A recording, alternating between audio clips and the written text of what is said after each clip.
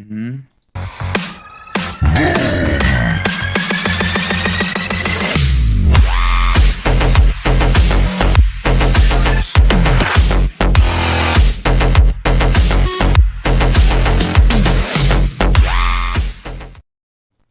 Hello and good evening, everyone. Welcome to this week's new episode of Primetime Gaming, which, to be honest with you, I was struggling in the morning with topics. And then all of a sudden, the news bombs started dropping. Obviously, one of the biggest news drops is the fact that Starfield is delayed. I said it in a tweet, folks. I'm very disappointed. I know that the game is going to be amazing. I know that when it finally releases in September, it's going to be one of those games that's going to be a life stealer. But as someone that has been really looking forward to this, I'm a bit disappointed. But it's fine. You know what? Like I said, it's going to be a better game. And Dutch and I and plenty of people in the panel were talking. This year is just ridiculous with games, so it's not like we're not going to have anything to play. But I'm still disappointed at the end of the day. And of course, well, if the ABK deal wasn't at the top of the talking point, which it has been on many shows, specifically, Primetime Gaming, Lulu Chang has once again did something that I think has shaken the industry at its core. She has officially called out Jim Ryan, called him to the carpet, and has confirmed that he said something pretty damning during a meeting in Brussels. It's something that we have all speculated. In fact, that's what Kay Asante was literally just saying. And it appears that no deal is good enough for Sony, the market leader, who just posted, by the way, if you didn't know, a 316% year-over-year increase for PlayStation in the UK, where they're complaining the most to the CMA. That's right, folks. You heard it correct. I did not stutter. A 316% increase year over year for PlayStation. It's 400% in the EU. 400. Dutch, thank you for the addition of that information. 400% increase year over year in the EU. Listen, we're going to get into it. I mean, we have a lot of people here. If the chat starts to get a little out of control and you want to see us, you know what? I'm just going to stop. Hold on just a second. Let me pause the footage. Let me bring everyone in here because it's getting hot in here, as they say, and we want to. Yeah, there we go. Okay, so now you can see everyone's beautiful face. Dutch, first of all, brother, I'm not going to say who you called a wet wipe, but I'm going to say that it is on the level of Lulu Chang in her comments about putting the spoke and flipping over and screaming the knee. Good on you, brother. Good on you for putting people in their place. I love you for it. Welcome, brother. How you feeling? Yeah, I'm good. I would say a relaxing break, but it was anything but relaxing. It was active. It was I had an active break back in the homeland. Looking forward to getting back into the topics and obviously talking to you fine gentlemen. So let's get into it. It's going to be good. Yeah, we're gonna have a lot of fun here. I know Everborn is chopping at the bit. We were talking this afternoon. Let me just say this: a big shout out to the outstanding amount of DMs that I got this morning when a lot of this news broke. Wednesdays, just to give clarity, it's the one day that Mrs. Boom and I unplug. We go out, we have like a date during the day. We go to lunch, we spend time with each other. We have the show at night, but we spend, that's why a lot of times when people are DMing me about stuff, I don't answer, is because sometimes we just need to kind of walk away from it all. And streaming 5 days a week can sometimes be tough. So thank you to everyone. And I try to reach out to everyone. There was so many DMs. Oh my God. Thank you so much for the information. But Crispy Bomb, I did not allow you to take your day off today. I called you while you was in the car. You need to hear this. Yeah, no, it's fine. She understands. She's awesome. Trust me when I tell you, Mrs. Boom is as cool as the other side of the pillow, supportive in a way. which is why she's my best friend first, before she's even my wife. But Crispy Bomb, you, my friend, are going to have a lot to say. Some of the comments that we have learned to be factual from Jim Ryan during the meeting in Brussels, I think are so damning. And again, if I get in trouble for this, I don't care. There's no hair on my tongue. Anything outside of we're going to approve this deal with concessions or remedies is clear corruption, because the numbers that we just talked about live on the air at 316% for one region and 400% for the other are just so staggering that the market leader being the only one complainant for this merger, and to have the balls of steel to actually say that, and we have it confirmed by Lulu Chang, is gross at its best. How you feeling, brother? Welcome. Oh man, we're about to get it. No, I'm just, we got a little bit of angst and a little bit of disappointment. We also got a lot of fieriness and anger, and I'm the type of person, I think everybody on the panel, we don't like hypocrites, we don't like liars. Okay. Mm-hmm. If you speak your mind and you say, I'm not apologetic about it, I'll take that over lying and then turning back around and trying to lie some more and adding more lies to it. And that's what I feel like I'm watching right now in one aspect. And also, kind of feel that a little bit in the other aspect as well. So I think we have a good conversation to get into, and really it comes down to, where you sit on the spectrum of what's been going on right now, because we really have two different spectrums at this point. It really is. I mean, it really is clear as day. I don't think I've said this in the private chat, and I'll say it, publicly for everyone.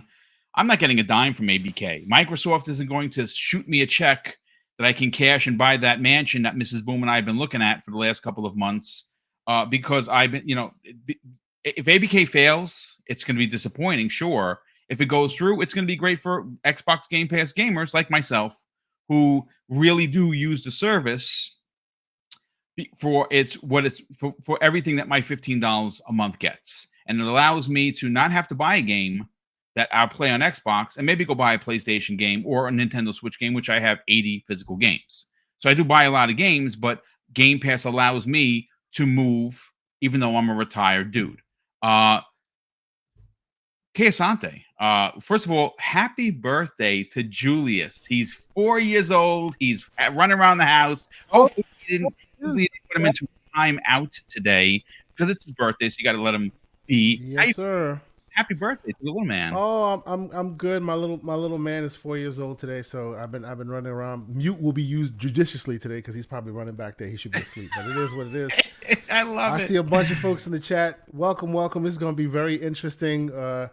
Yeah, we about to get into it. I really want to hear what all these opinions are about. I was trying to focus on work today, but boy, would my phone too much news. Beeping. Too much news. The news gods provide, as they say. So I'm here for it. Weren't we just talking about your show for Saturday? Yeah. And you had this amazing panel, folks. He has some absolutely astounding technical people coming on his show. And he's already written the show, and he's like, well, the show is written, Boom, but if something happens, I might have to change on the fly. And, well, here we are, Wednesday evening. And by the way, we're 8 minutes and 52 seconds into the show, and we have over 500 people here already.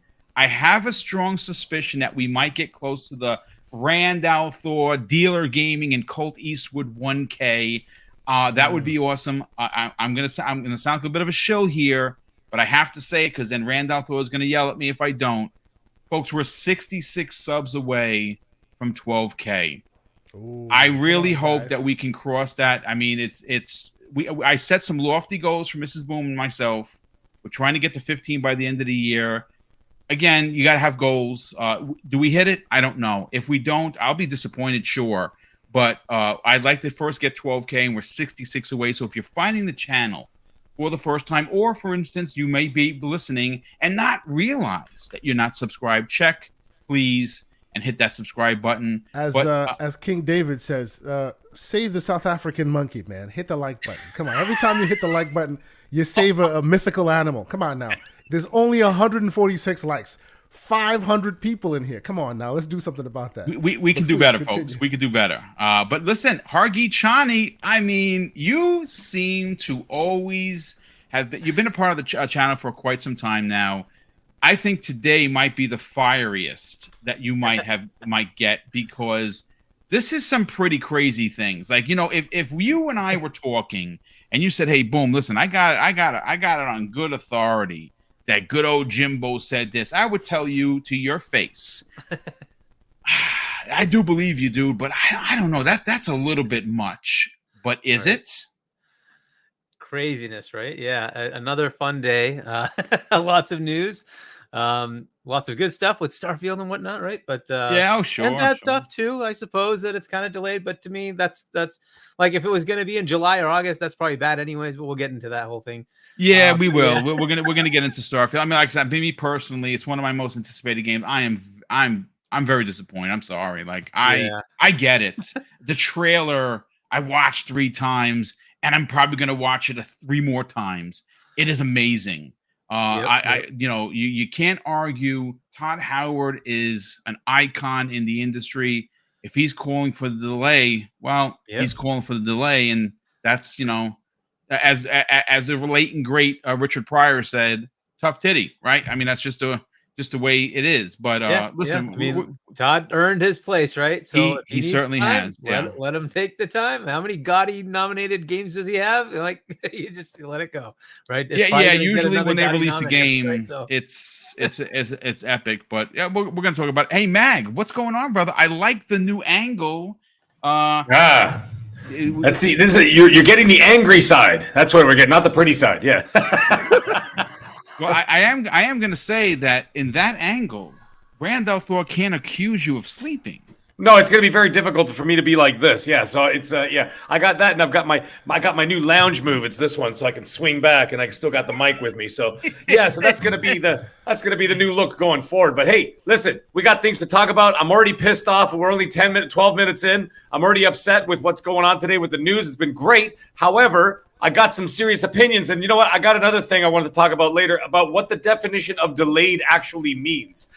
When you don't give a release date, it ain't delayed, IGN. So let's calm down, because they never gave a release date. So I understand that they said it was going to be the first half of the year. I never believed it. We're going to get into that during the show tonight. But I got to tell you, it makes no sense. But I'll get into why. I said it makes no sense to release it earlier in the year, and it makes.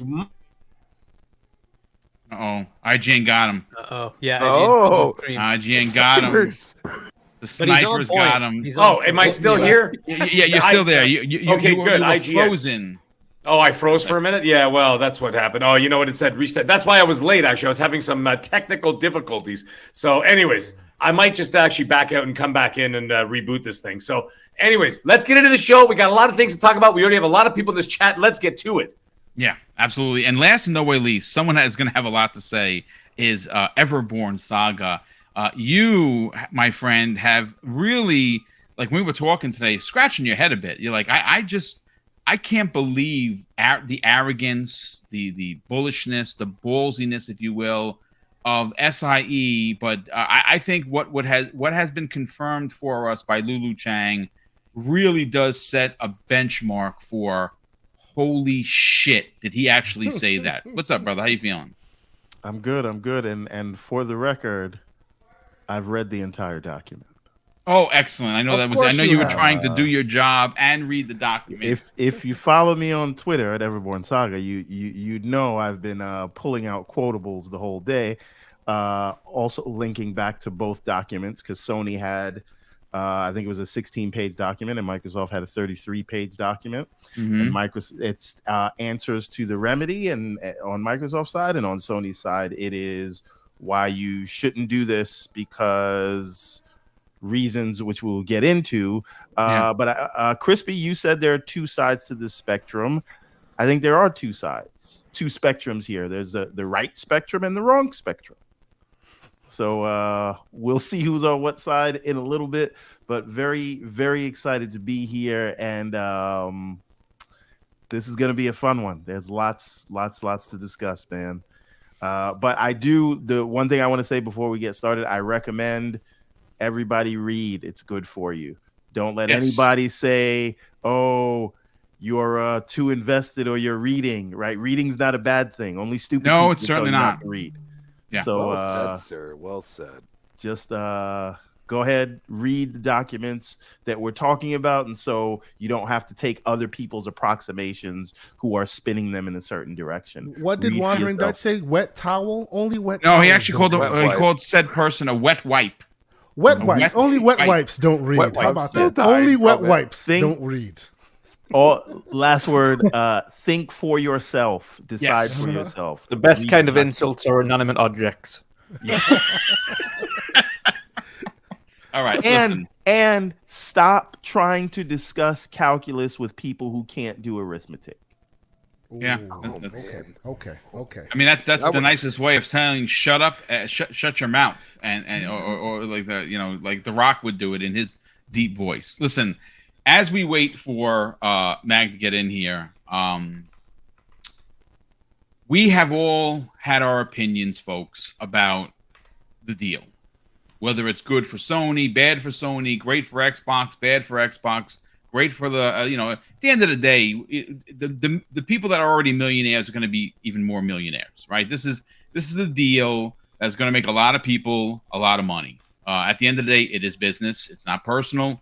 And we've all had our opinions. If we're just talking about numbers, if you want to argue opinions, great. Let's have a debate. You want to argue other people's opinions, that's fine too.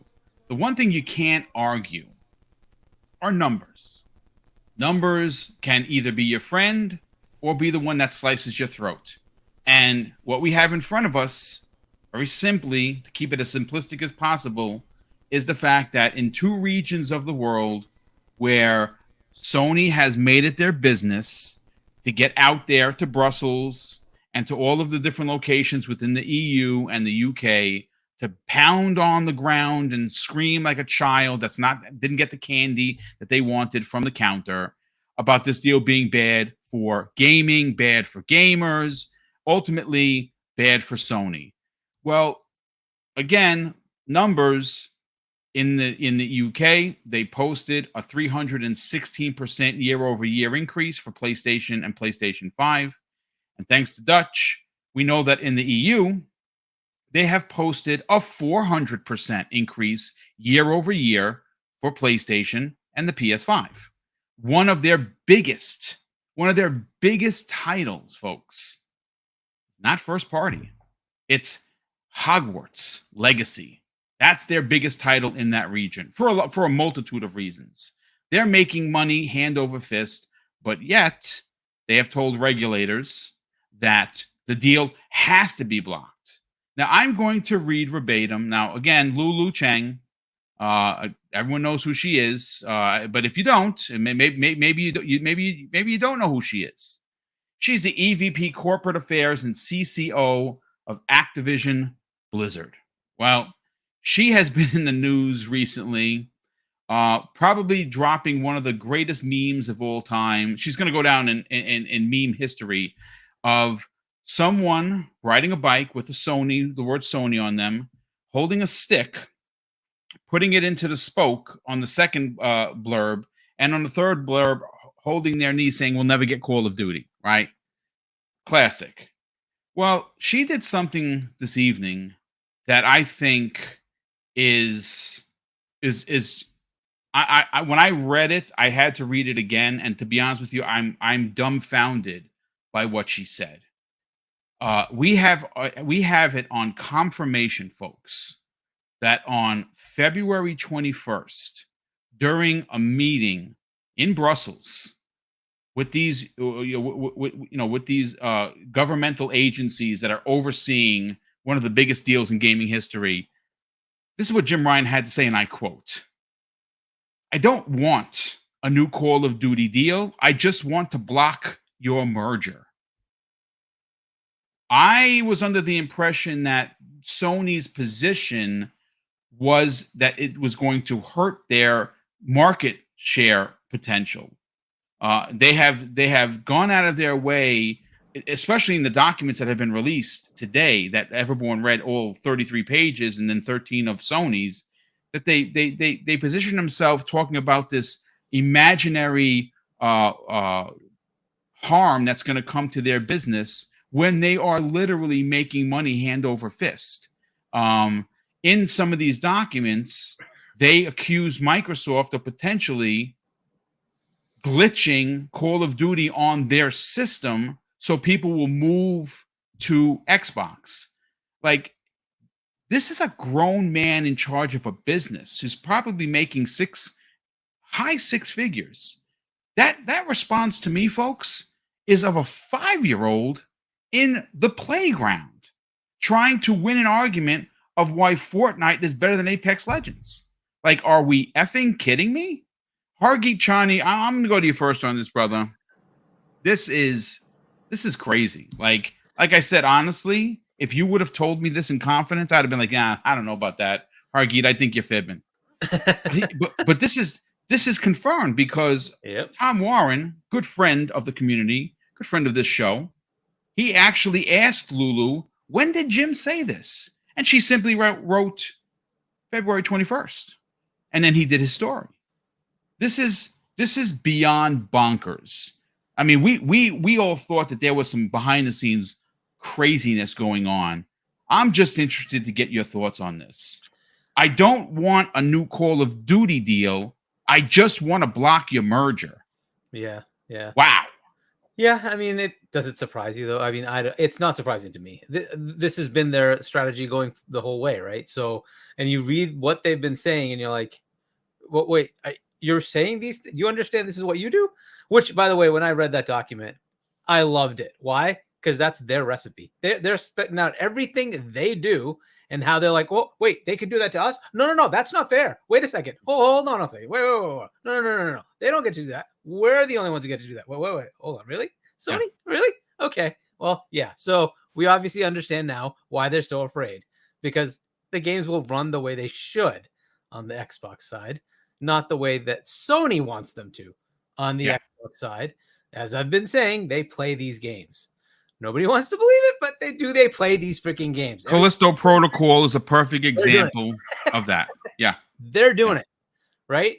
The game needs to run better on our system, needs to have better latency on our system, they're saying all these things. Why are they saying these things? Because they do it. When do you expect anybody else going out and doing this stuff? Like, it's nuts. Nobody would ever write this in legalese. Nobody.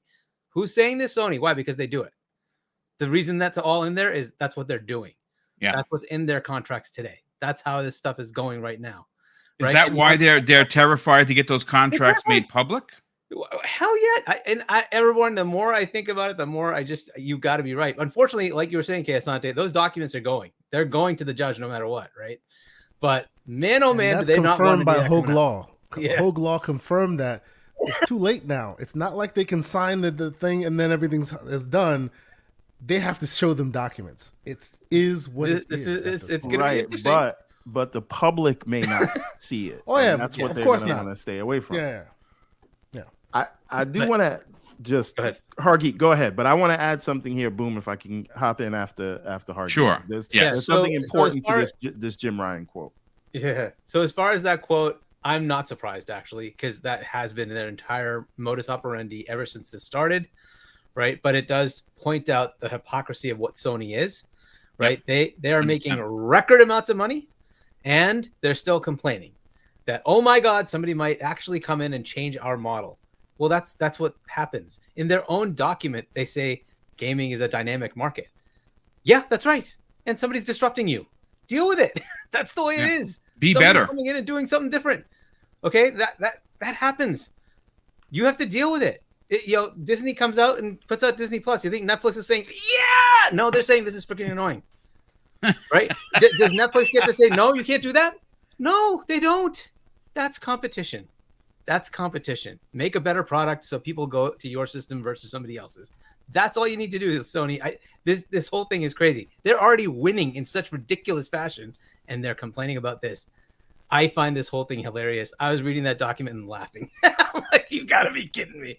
But What about the addition in one of those? Again, I don't have the actual line of it. The one that jumped off the page for me was our Article 6.1, where the CMA did actually say that the remedies that have been presented do protect UK gamers. Yeah. Which sounds like they're potentially going to be for the deal, regardless of what Sony says. But what I found very interesting, Hargeet, was when it was mentioned that Microsoft said, yes, you can put it into PlayStation Plus. You guys can have it there. And they're like, oh, we don't want it there because it's going to make us lose money. Like, I mean, what do they want it for free? Yes. And they want it to run better, and they want held content, and they want marketing rights, and they want everything, and they don't want to spend $1. I love it. It's so awesome. But yeah, so as far as that, quote, it does not shock me. This has been Jim. I don't know. This is how I find him. It is kind of odd, but look, all this stuff is now out in the open for the regulators to see. You're starting to see the hints that even the CMA is like, yeah, behavioral remedies are probably okay here. So all this is for naught. It didn't really matter. In fact, it looks like it's persuading them the other direction because now they have gone. Microsoft has given everything and the kitchen sink, and it's not enough, Hargeet. It's and they're like, okay, and in the document they're like, oh, they have not given us any terms that are reasonable, and they're just doing all this stuff in the public that they have a contract with us. No, they don't have any contract, and they haven't talked to us. And it's like, dude, you don't want to talk to them, right? They've got signed contracts with other companies. Nvidia's already got their games. Nintendo's ready to go, all signed and ready to go. It's up to you to come to the table and actually make whatever demands you want. If you don't like the terms, talk to them and change the terms. Like, they're open and you haven't actually talked to them, but this is the way it is, right? But look, most of these agencies are very versant in all this. This is normal crap that happens, right? And they know that this is something that they're going to keep playing, but they're going to have to bring them to the table. So there's two options left for Sony: make a deal or go away, and you may not be getting COD, because the regulators have already got a competing console with 120 million players getting the game, and they've got a cloud service getting the game. So they've met their requirement of competition. Yep. So now it's up to Sony to come to the table, put up or go away, and guess what? You ain't getting Call of Duty anymore. You want that? Fine. Otherwise, go sign a bloody contract and get Call of Duty on your system. Pick whichever one you want. I really love the numbers game too. I don't know if you caught that piece, but Microsoft put out that the 15%, whatever it was. Yes, I did see that. Yeah. Isn't really 15% because it's really only they only polled the Call of Duty enthusiasts that are on PlayStation and not the entire PlayStation populace. And it turns out it's only 3%, according to them, right? I don't know if their numbers are accurate or not, but somewhere in between has got to be the right answer, right? So let's say it's 5%. Probably around 8 or 9% ultimately in the middle. Yeah. So is that going to kill PlayStation? No. it's not going to come close.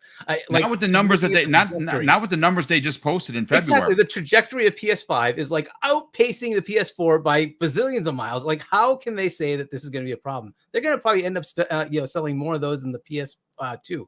Like that's how ridiculous this thing is. They're looking to sell 60 to 70 million of them by the end of this year. That's just ridiculous. It's bonkers. But that's where they are, right? And so I can't even imagine why this is. Oh, they might lose 5% market share to the company that's way down in the third place position. Oh no. Like, wow. And I mean, if they took Call of Duty away, they're not even doing that. They're like, please take it. Go have Call of Duty on your system. Like, put it in your service. Put it in your streaming service where you don't put your own first party games day and day, but we're telling you could put Call of Duty, and somehow it's still nothing's good enough. I love it. Crazy. I love it. Nothing's good enough. And that answer is perfect, because now you can go to the regulators and say, like, well, we tried. Look, he does not want to make a deal. What do you want us to do? Yeah. I agree. Everyone, jump in here, brother. Let's talk. Yeah. So here's the thing. There's this concept called regulatory capture, right? Mm-hmm. And what that means is you have competitors that try to take advantage of the regulatory process in order to do business negotiations that the regulators really shouldn't be concerning themselves with. This is not their problem. Their job is to preserve competition, not necessarily be contract lawyers, right? It's very important because in paragraph 24 of Sony's response to the CMA's proposed remedies, I want to read this quote because it's important in light of the statement that was highlighted that he made. So in their response to the CMA's remedies, they say, and this is paragraph 24, so go look this up, people. Don't listen to me. Don't listen to anybody on this program. Read it for yourself. Make your own decision. All right.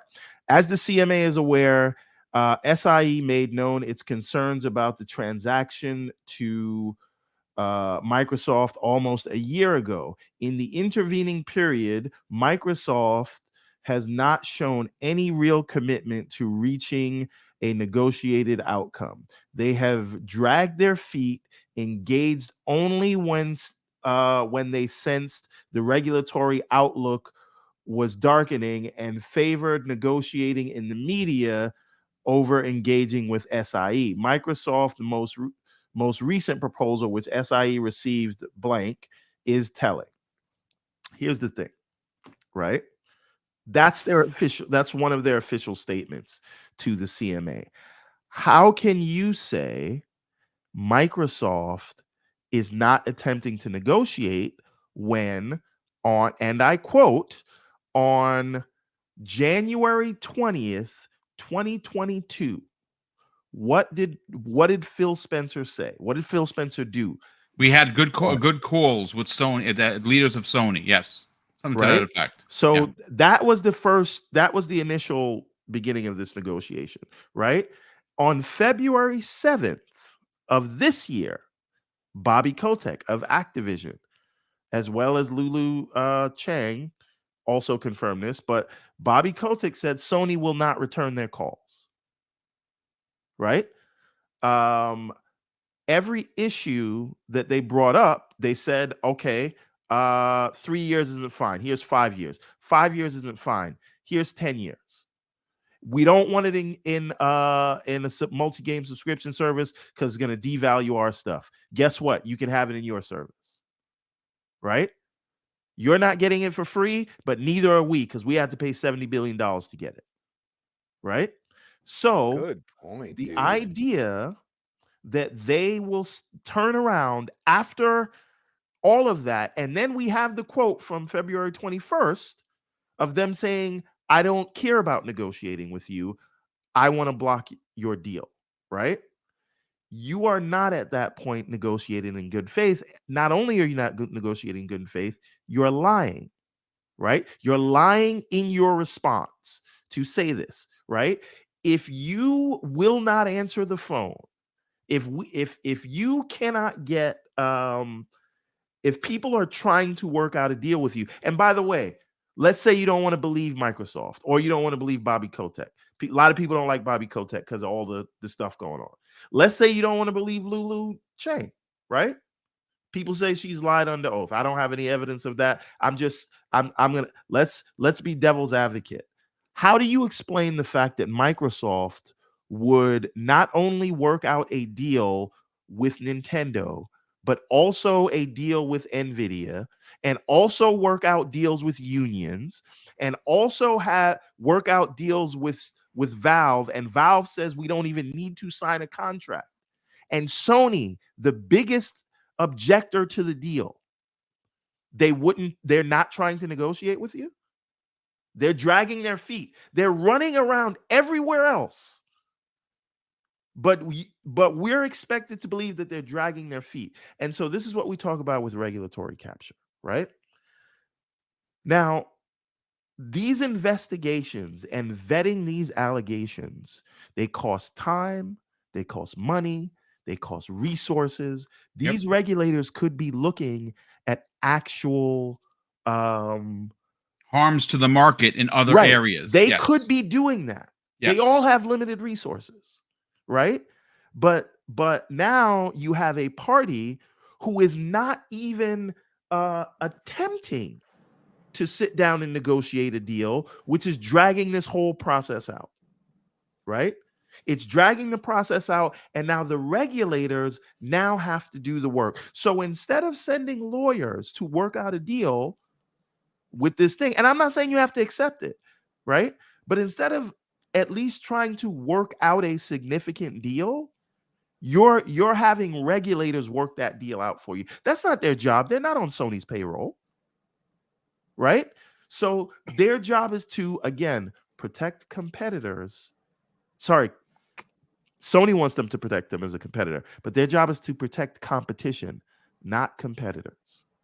And you can't tell anyone that Microsoft would work with everyone else in the industry, but leave Sony out when they are the ones that will get are the biggest thing standing in the way. So that's the first thing, right?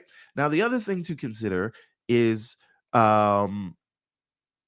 there was a lot of reporting around Microsoft offering all their games as a part of the Remedies package, right? But turns out they're specifically targeting COD, right?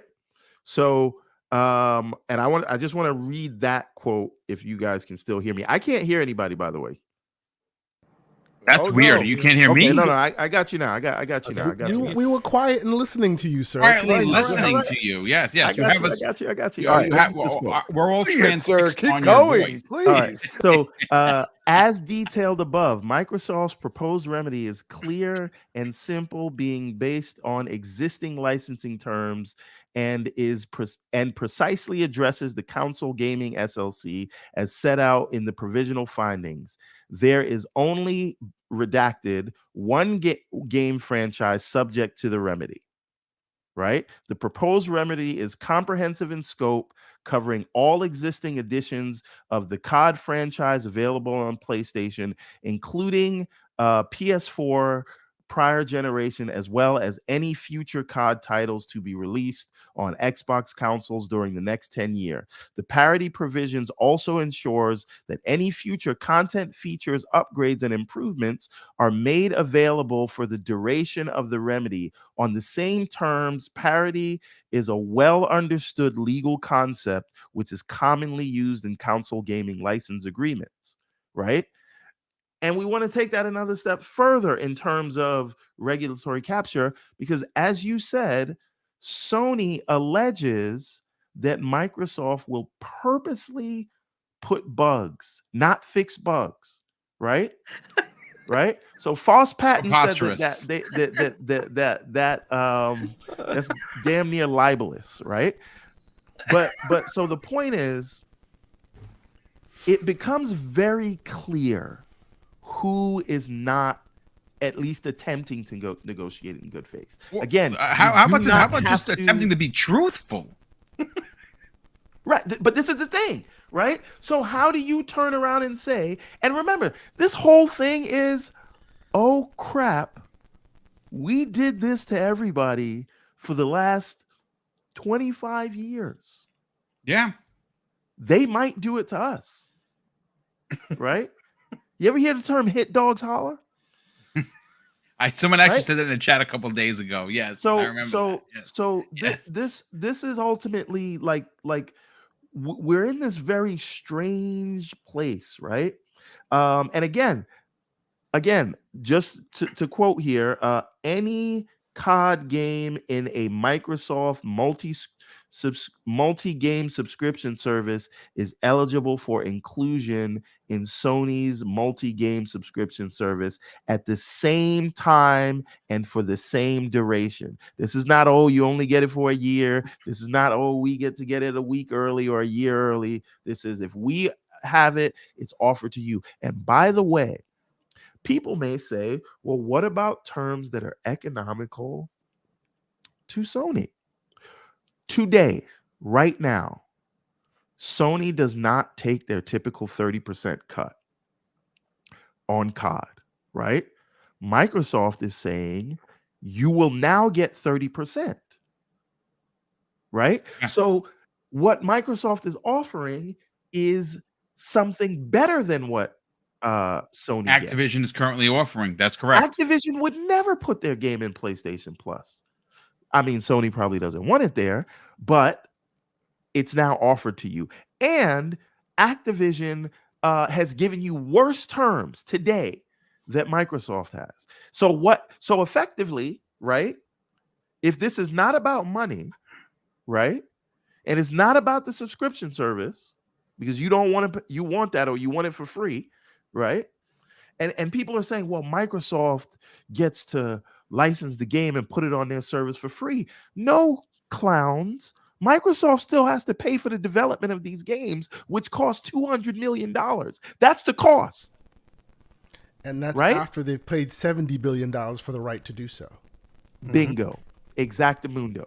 Right? So again, there is no Microsoft is getting it for free. If anything, Sony's getting a better deal. 100%. Yeah. Right? So that's that part of it. So effectively what Sony is fighting for is not for them to have parity, but is for them to have foreclosure of content, features, and timed exclusivity that they're alleging that Microsoft would have. Right? So it's not that they're going to lose anything. It's that they want the exclusive rights. Right? And understand this, right?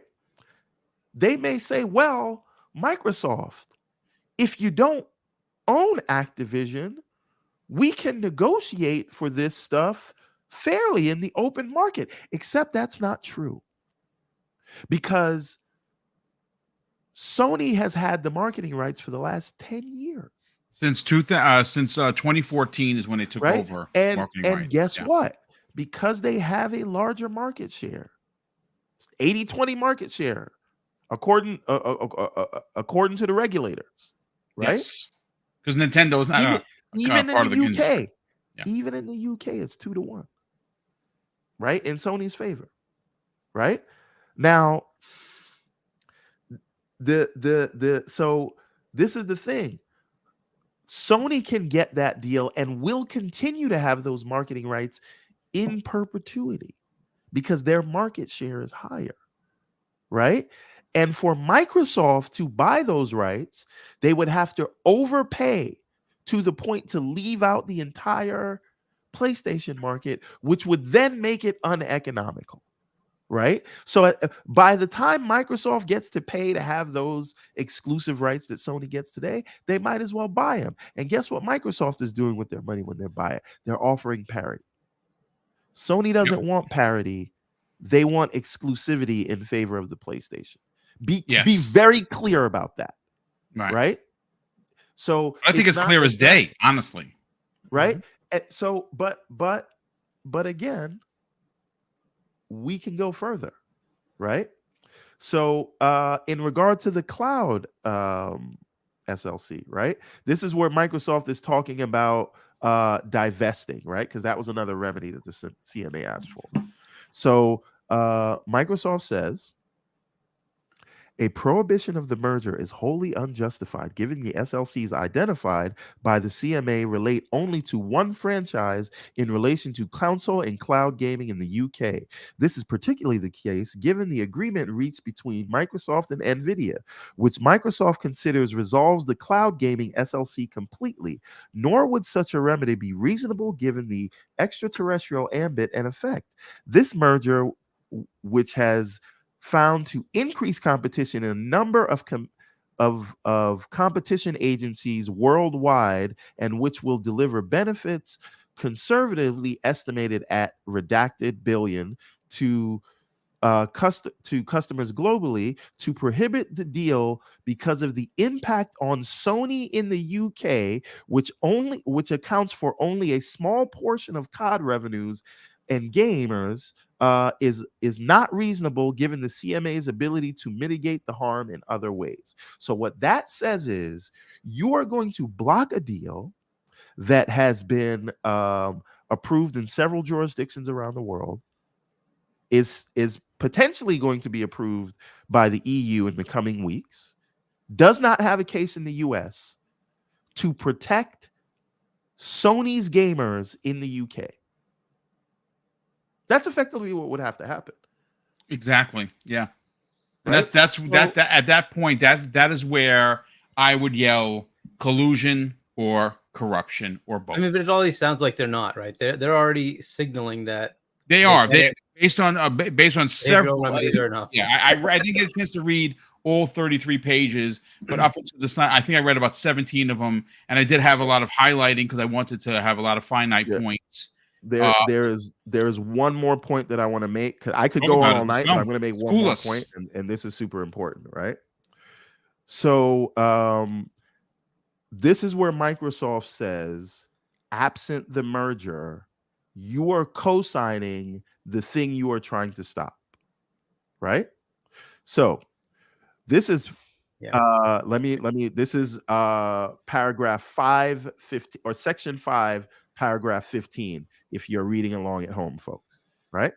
There is a further unique aspect in this case that is that one of the competition concerns which the CMA is attempting to prevent already exists, just directed at a smaller player in the market, Microsoft.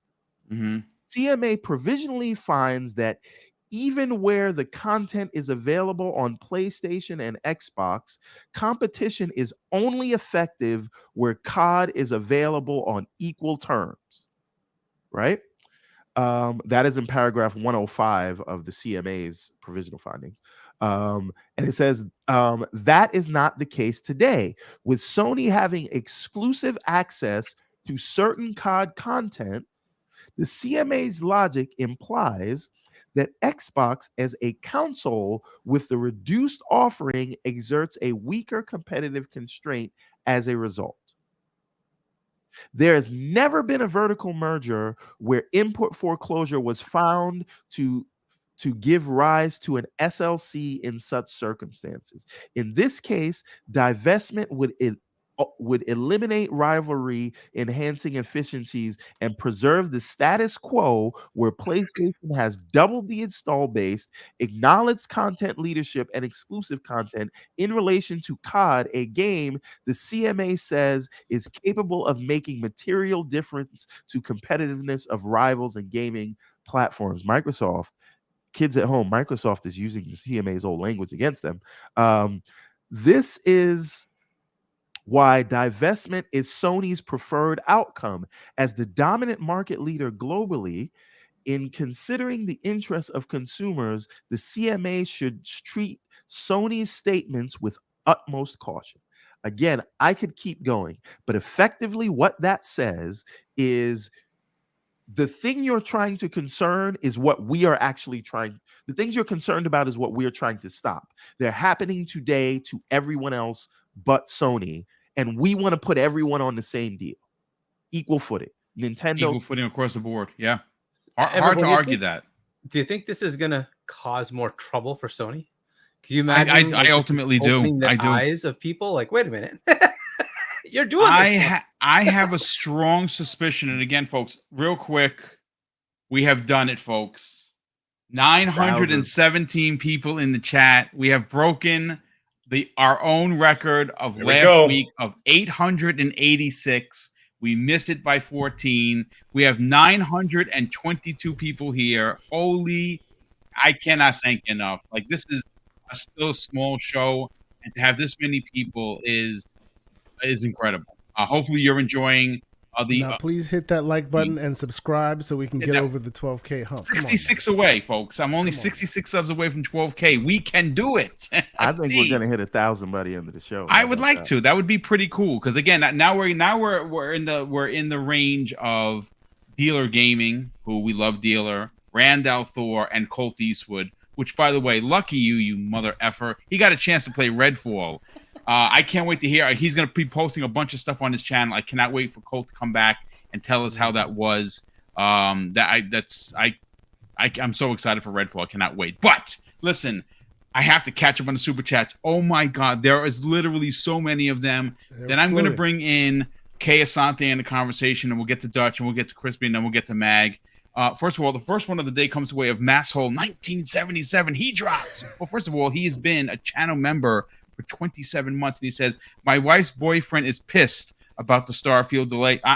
Listen, I'm not even gonna lie, I'm pissed too. Sorry. Did he say my wife's boyfriend? You know what? I just caught that too. You know what? Now that I remember, my wife's boyfriend. I'm sorry. It flew over my mohawk. Okay. That's wow. Okay. It wasn't just. I don't even know what to say to that. I'm going to be honest with you. I'm a super chat. Do you, man? Do you? If it's real, do you? It's all good. There's no judgment here. Tron TJ, who drops a $5 super chat, says, "Hi everyone. Hi chat. Hit the like button. Sony might not get a deal. Hey, you never know. According to Hargeet, he thinks, come to the table or don't. Your choice."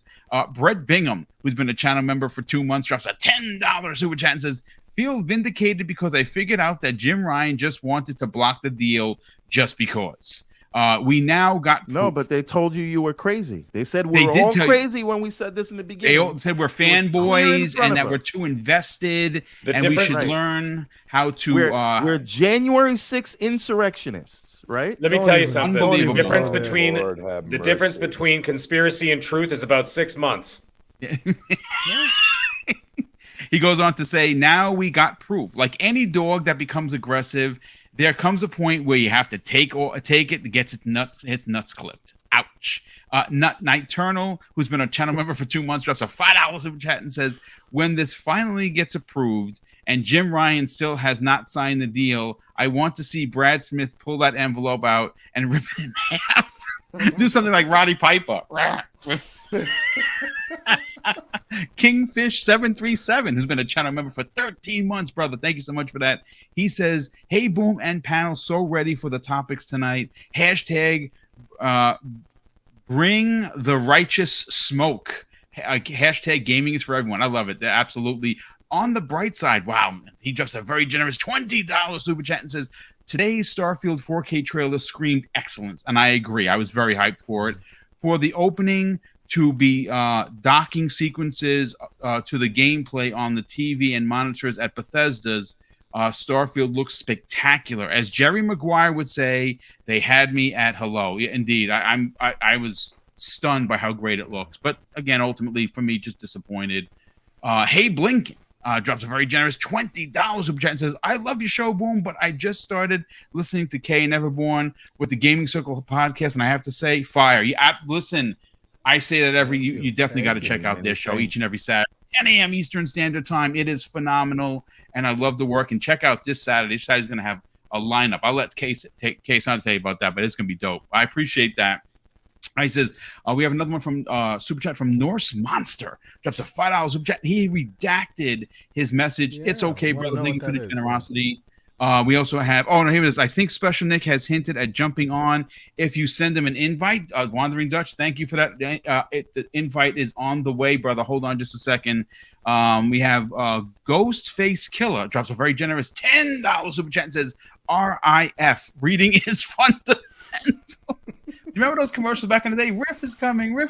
I'm old, folks. I'm old. You don't know what I'm talking about. I'm sorry. Norse Monster drops an additional $5 super chat and says, "Shared my concern with you last week. This is beyond polishing.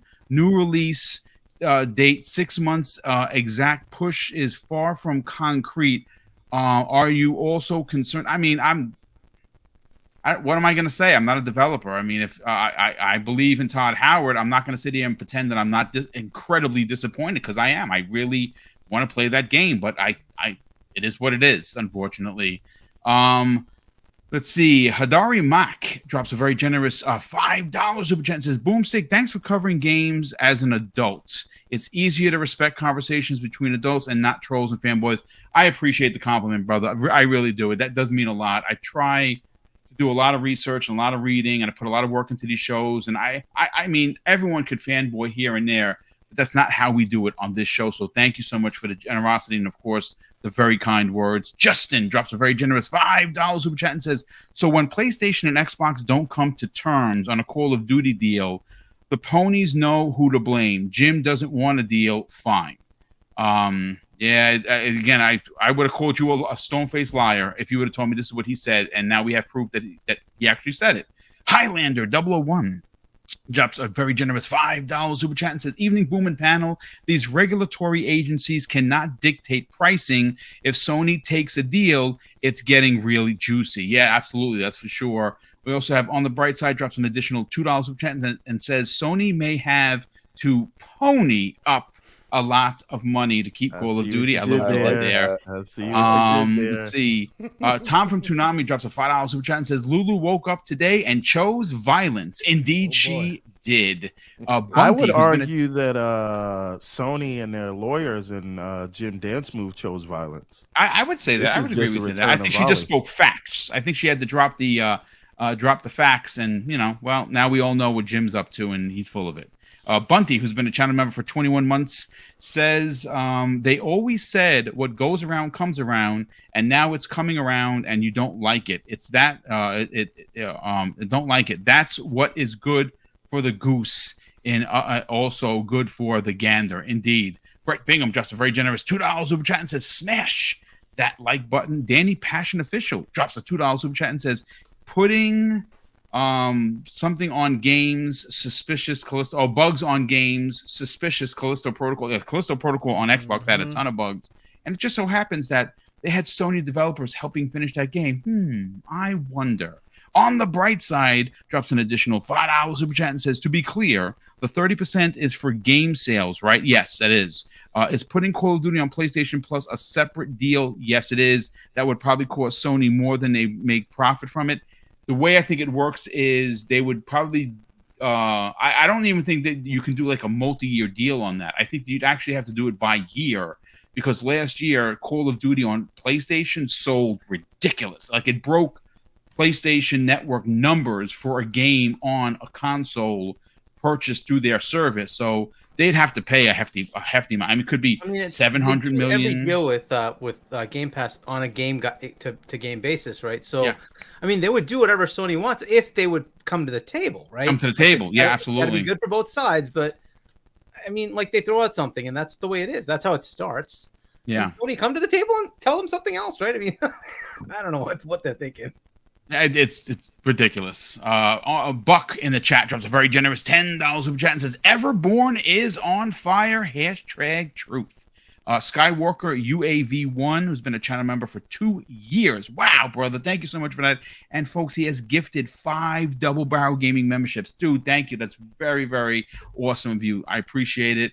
Buck drops an additional $5 super chat and says, "Nah, y'all are not QAnon. QAnon. Okay. Yeah. January 6th resurrection. Xbox fanatic spewing disinformation, like some say. I mean, oh my goodness. Brian Lynch drops. Byron Lynch drops. Wow, dude, that's very kind of you. He just a $20 super chat. Doesn't even say anything. Byron, thank you so much for the generosity, brother. Jonas the Dad drops a $5 super chat and says, "Awesome as always. Redfall and Starfield. Feeling 90s for meta." Yeah, I think so. Hit that like button. Love the Boom and the crew. Yeah, we love you too, brother. Thank you for that. And Byron Lynch drops an additional $10 super chat and says, "If Sony will lie to regulators, then they will lie to their consumers," which they consistently do. I don't honestly think I can trust Sony anymore, and you're not wrong. We also have Plantanajo drops, who's been a channel member for 2 months. Brother, thank you so much for that. He says, "Fire show, Boom, salute, and thank you for being here. And, of course, thank you for the generosity." And Splendiferous, what's going on, my brother? Welcome back. He drops a $2 super chat and says, "How many of us are still playing Skyrim? Don't question Todd."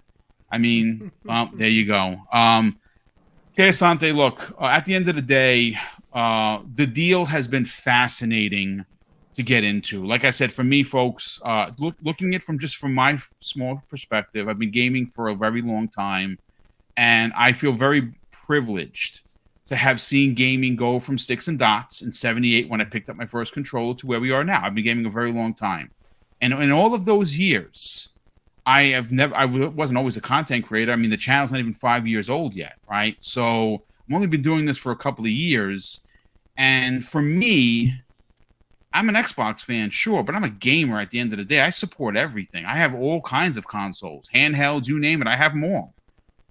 I have never seen anything quite striking as this deal is when you start looking into the minutia of it. It's fascinating. I mean, again, and tonight the information that we're talking about is even more damning and stunning because a lot of us, including you, said from the beginning, well, they don't want a deal, Boom. He just wants to block the deal. And now we have that confirmed from someone with an Activision Blizzard who holds a very lofty position and who has made a name for herself in this community for what seems like months now. Let's talk about it. Jim Ryan says, and and I quote, that he is not looking to get a deal. He just wants to block the merger. This is pretty damning stuff, man. I think this is just our victory lap. That's why we have 900 plus people in here. We told you from jump. It's very interesting when you combine a theory with fact, right? And they align so well. It made logical sense, right? Because early on, and even the PlayStation diehards will tell you, those who are in the bag and those who are all about it, they say, we don't like what Xbox is doing. We don't like what Microsoft is doing because they're devaluing the business model. They want you to pay top dollar, right? So that you can get the bangers, right? Now, the rub there is they have been convinced by Sony that the only way you'll get top dollar or the only way that those games will be bangers is if they literally squeeze like blood out of your veins for every single morsel that they can. And because of that, if Microsoft changes the game, there you go. You automatically, all of a sudden it devalues the games and you're not going to get, The Last of Us with strands of hair that took 2 years to make, which is hogwash by and large. But that's their explanation, right? Hey, Kay, and we've always had yes, sir. Kay, just one thing to add to your point. Mm-hmm.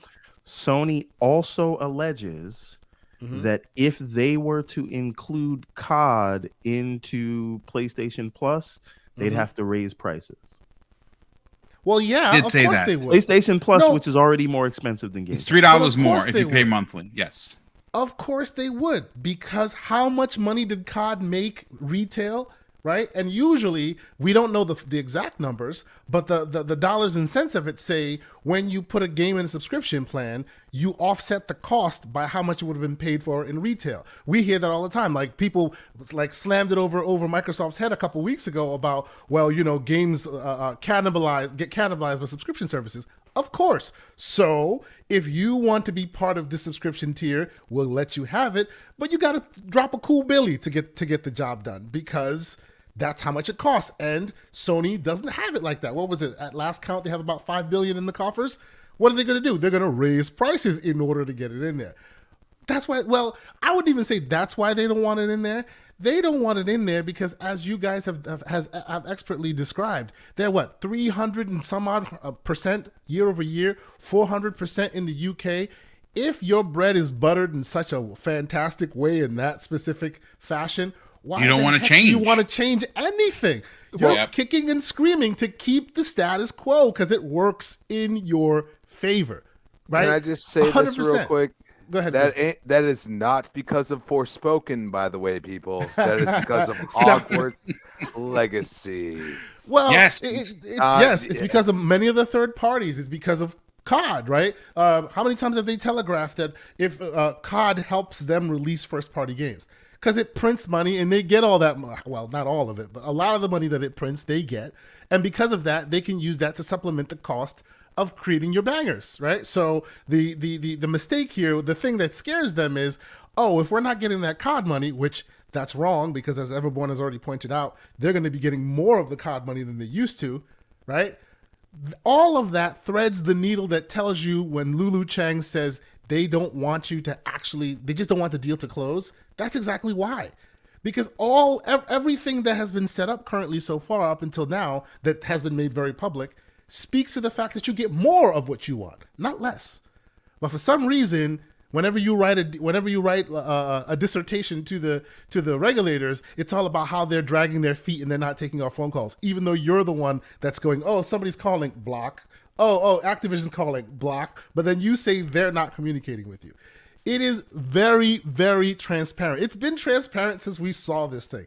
Literally, them adding Call of Duty into their subscription services or seeing it being allowed to be added into Game Pass completely changes their business model. It completely changes them as the leader. It completely changes the idea of selling it to the diehard, Pony Master 420s of the world. When they say, well, you need to pay top dollar for your bangers. Oh yeah, we need to pay top dollar for our bangers. Here's my money. No, that's not what is the truth. And of course, God forbid this happens, they can't convince them of that anymore.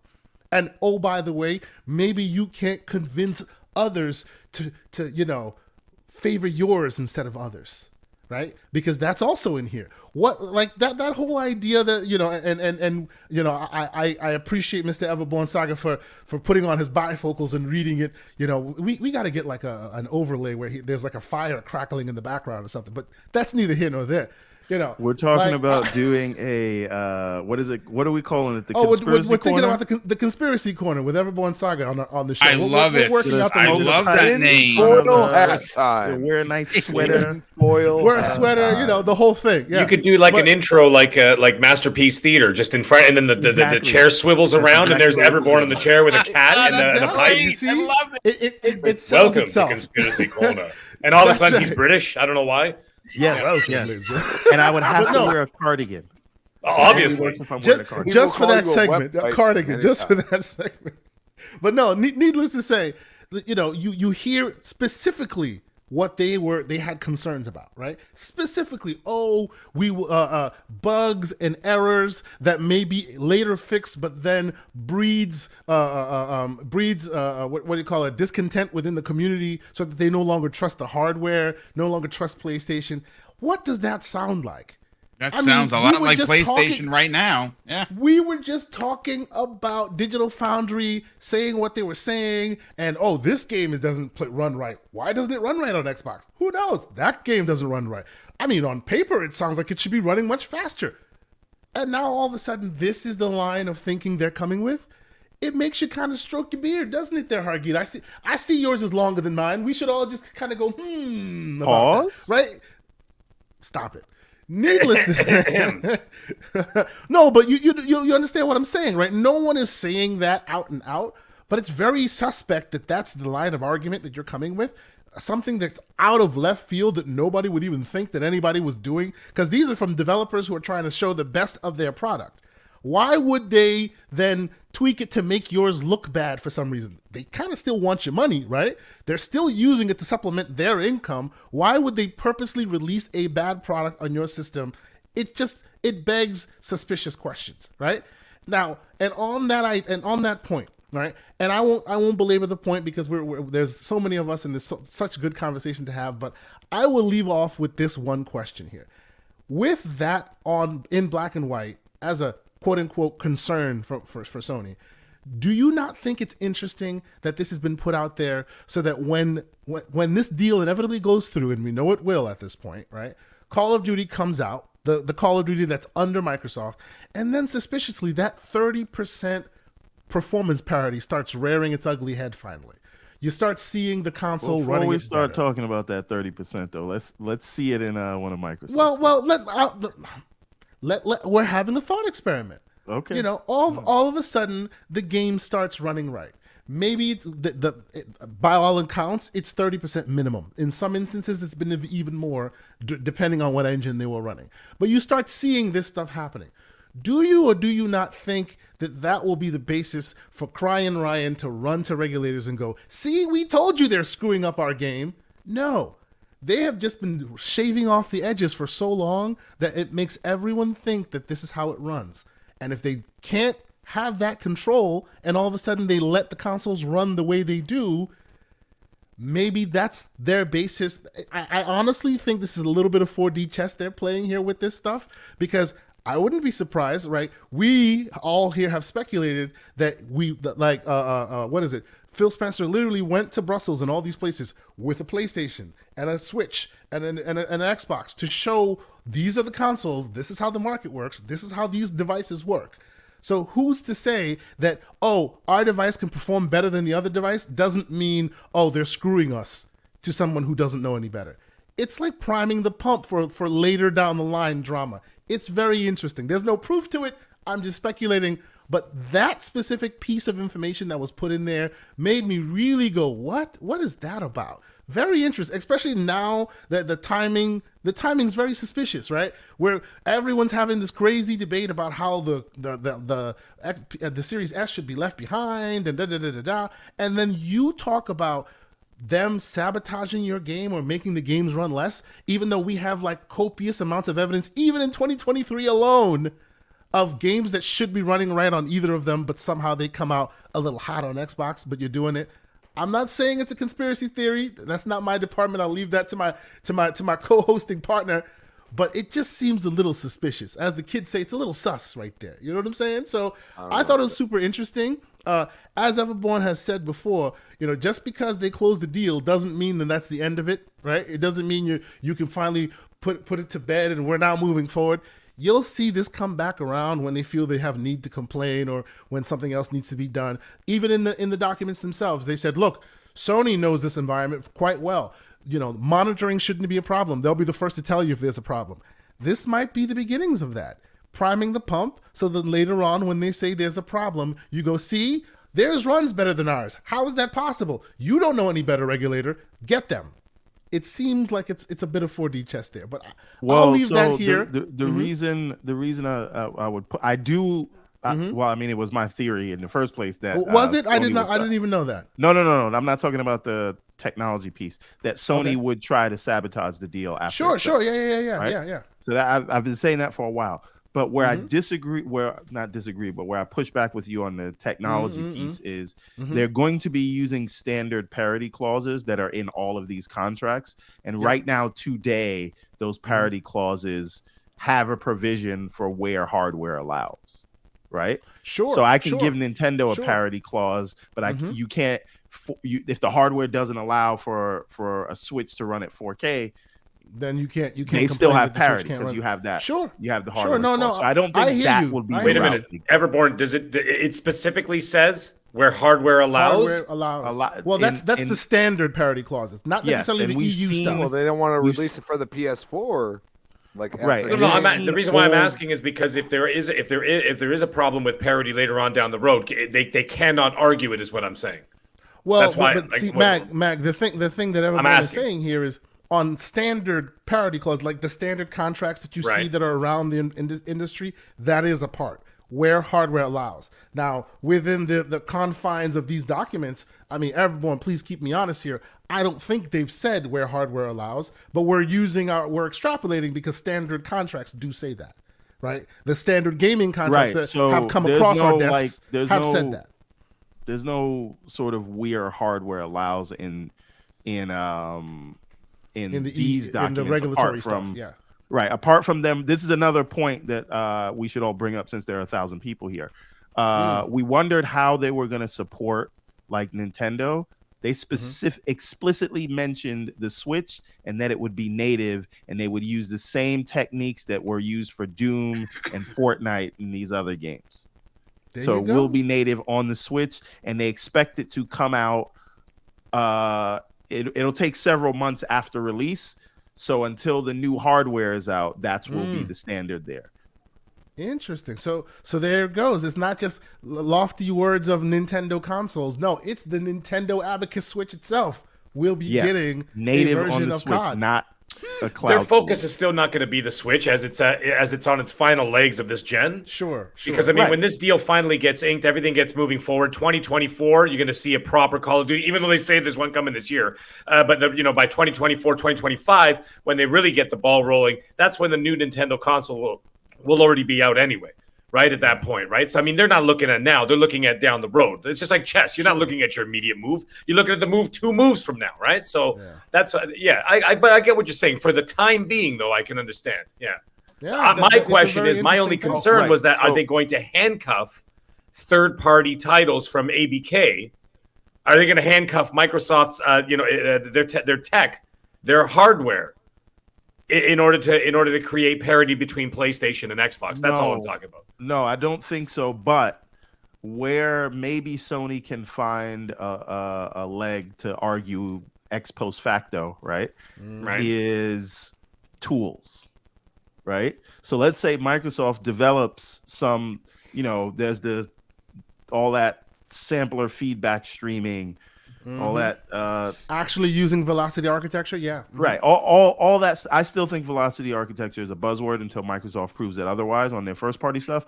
But that being Righteous said, smoke, in my opinion. Yeah. tools. Hey! They haven't shown it yet. He's not wrong. Hey, Righteous. Well, So- they have so- a partnership with Microsoft. I'm just saying they could probably ask for it and pay for it, like everybody else that has to deal with it. I think the problem even with that is just like Sony doesn't use DirectX, right? They're using like Vulkan or something like that. So they would have like they're using something Linux based and Microsoft isn't. But that's besides the point.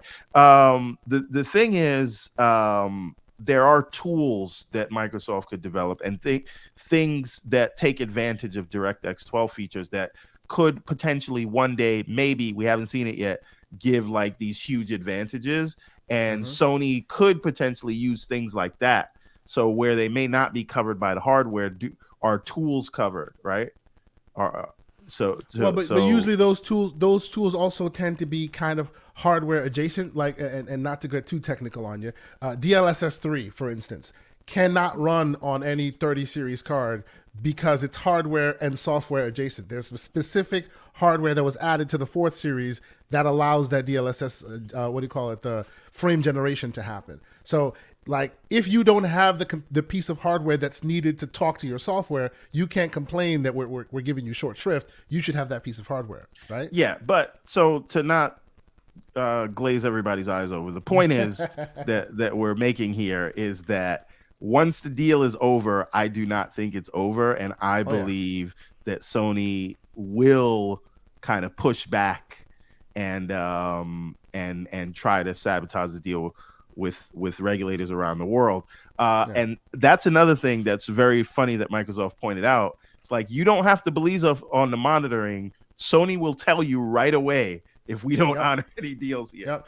Right now, finally about that, about the whole thing, people, and about the idea that Jim Ryan couldn't have said that, or Lulu's maybe saying something out of school.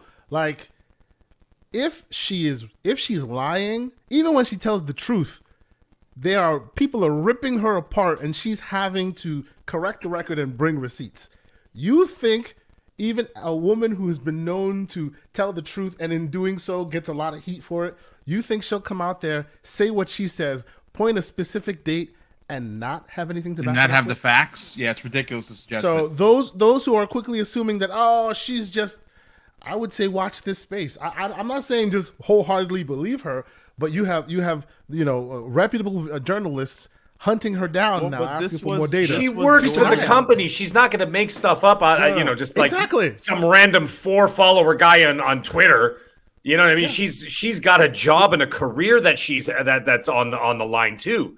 And and a reputation in the community, right? Once you ruin that reputation in the corporate community, it follows you wherever you go. Yep. Well, no, when she's saying something, she's being careful. It's actually worse than that, Mag, right? Like, so this is a verifiable fact, right? Yeah. The 21st was the hearing with the EU, the closed door hearing, right? There's stenographers and all these things. So lying about something that specific, and she quoted him verbatim, right? It's not like she was in the room with him by herself. Right. Yeah. Clearly there were others there. That could easily be verified. And Sony would come out and say that that's false if it's false, because it would be libelous. Yep. Right? So you don't say something like that and it not be true. And it's being not alleged. She's stating that it was said on the record at the court. So there you go. So, how do you have a case after you say something like that? Well, Asante's got sorry. I was going to say Asante had a point. It's not like they were alone. Right. Yeah. No, there was a group they weren't having tea together. Right. There was a room full of people that all heard the same thing. If someone were to refute that, they would have refuted it by now, wouldn't they not? I think so. How old is this news? 12 hours at least? 10 hours? Someone would have come forward and said she's full of crap or whatever, right? Yeah. Yeah, they would have at least put up some kind of a fight. Something. Up until now. Not a peep, folks. She might not have been in the room, but she was listening. That's the way I look at it. Silence usually means acceptance, in my opinion. Good point. So those who are quick to be like, "Oh, this is a non-story," the fact that people haven't come to refute it speaks volumes. But That's it. Indeed. I'm done. Yeah, no. Listen, the Wandering Dutch. Let's get your opinion on this, brother. You've been going back and forth with some people in the community, obviously, over this. You know, I would think that even if you're a Sony fan, you gotta just shake your head in disgust. Like, I get your console is great and has a lot of great first party games, and now you have VR with it, and you have an amazing controller, and you have a lot of things going great for PlayStation. But even the most die-hard fans could look at this and be like, "Wow, like I don't even know how you come back from that." To be honest with you, we clearly telling the regulatory bodies and telling Microsoft and telling Activision, we don't care about a deal. We just want to block this one. It's balls of steel. And Sony has had market leadership for 2.5 decades. Not saying they didn't earn it. They have earned their position, but because they're so strong in the market, and I've said this before and I will continue to say this, they move the head of the market the way they want it to go. And that, folks, is illegal in business. Almost by definition, especially when you completely remove Nintendo from the conversation, a la the CMA and the EU, right? They don't count. Nintendo, their fitness app, right? 80% for Sony, 20% for Microsoft in these regions. That, by pure definition, is monopoly. So when you hear Jim Ryan talk like this, it's because he's the market leader and he feels he has no equal, that people have to talk to him rather than him talk to others. And this is the perfect example of that. What are your thoughts, Dutch? Yeah, I mean, it's just a clown show at this point. It's a bit wild that, and it's not that. And judging by obviously Lulu, for anybody who doesn't know, is ActiBliz. She isn't Bethesda. She isn't Xbox. She's ActiBliz. So it's even funnier that Sony is saying this to Activision Blizzard. We don't care about a contract. We care about blocking your deal. Like that. If people think that there's going to be good relations between Activision Blizzard if this deal does for some reason get blocked between Sony and Activision Blizzard after the fact with a statement like that, I think they'd be severely underestimating the damage that they're doing for themselves in the long run if something were to happen to this deal and it not go through, because Activision Blizzard will definitely not forget this in a hurry. And there would be no regulatory body that could prevent Activision Blizzard from not giving them parity going forward if the deal didn't go through, because it's their own game. So they're kind of just essentially what you did, spoiling your own food at this point. They're just kind of poisoning their own drinks, they're drinking the Kool-Aid themselves, which is really weird to see. And that might be a reference that a lot of people don't get, but a lot of people should know what the drinking the Kool-Aid means. It's, but no, it's such a wild situation. But with the way things have been going on over the last 12 months, nothing surprises me anymore at the same time, because this thing is just such an absolute foobar at this point, complete and utter foobar. It's just wild. And I think, judging by the statements, both statements on both sides, the fact that Sony are coming out and saying, listen, CMA, listen, EU, like, even if we do agree this deal, Microsoft are going to intentionally make the game bad so that our game's worse, is just like ultimate tinfoil hat paranoia. And the only reason it's tinfoil hat Everborn paranoia level conspiracy theories. The only reason it's at this stage is because it's looking into a mirror. It's literally shouting what you do to the regulators, pretending that you don't do it. It's like, this is what they're going to intentionally make games bad so that it runs worse on our platform. Oh, where have we seen that before? Even over the last 3 months. Where have we seen that before? I wonder where, Sony. I wonder. the fact that you had to have developers come out and single-handedly try and deny that these games were just somehow better on PlayStation, despite the fact that they've got the marketing rights with PlayStation and nobody else. And somehow, the worst running version is always the one that doesn't have the marketing rights. Just a coincidence every time, then, is it? Just a severe coincidence. But we all know it's the Series S's fault, so let's just keep doing that one. It's obviously always the Series S. Thanks, Digital Foundry, for that. Yeah, yeah. It's always the Series S. I mean, God, yeah, I hurt my finger the other day, but it's the Series S's fault. I nearly missed my plane the other day, but that's the Series S. But no, it's just such a wild situation to be on right now. But the good thing to come out of it is it looks more like, even in the conclusion segments of the CMA's statements to remedies, it looks more like they're edging towards an agreement. Yeah, they look a little bit more satisfied with what's been offered. And I think it's mainly because, again, if you have a look at what the CMA and the EU and the FTC need to do, is look at the market overall and not singular competitors.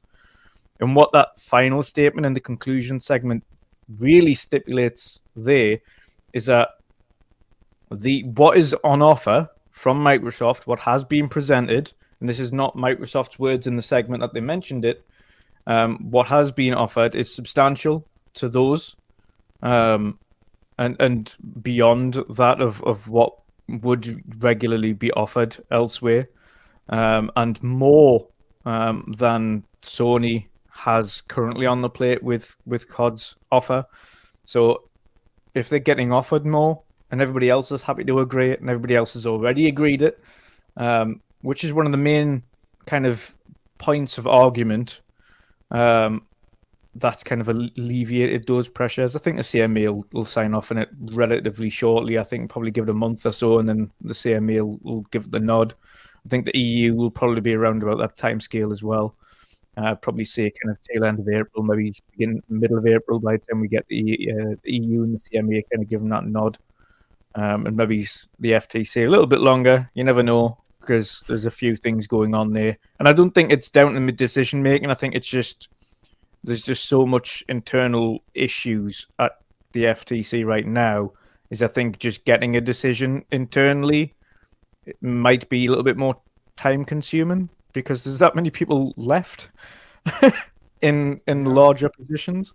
I think that's the stumbling block there. So I think you'll get a decision before June from the FTC. I think it's just going to be a bit more time consuming than the EU and the CMA at the moment with intact structures.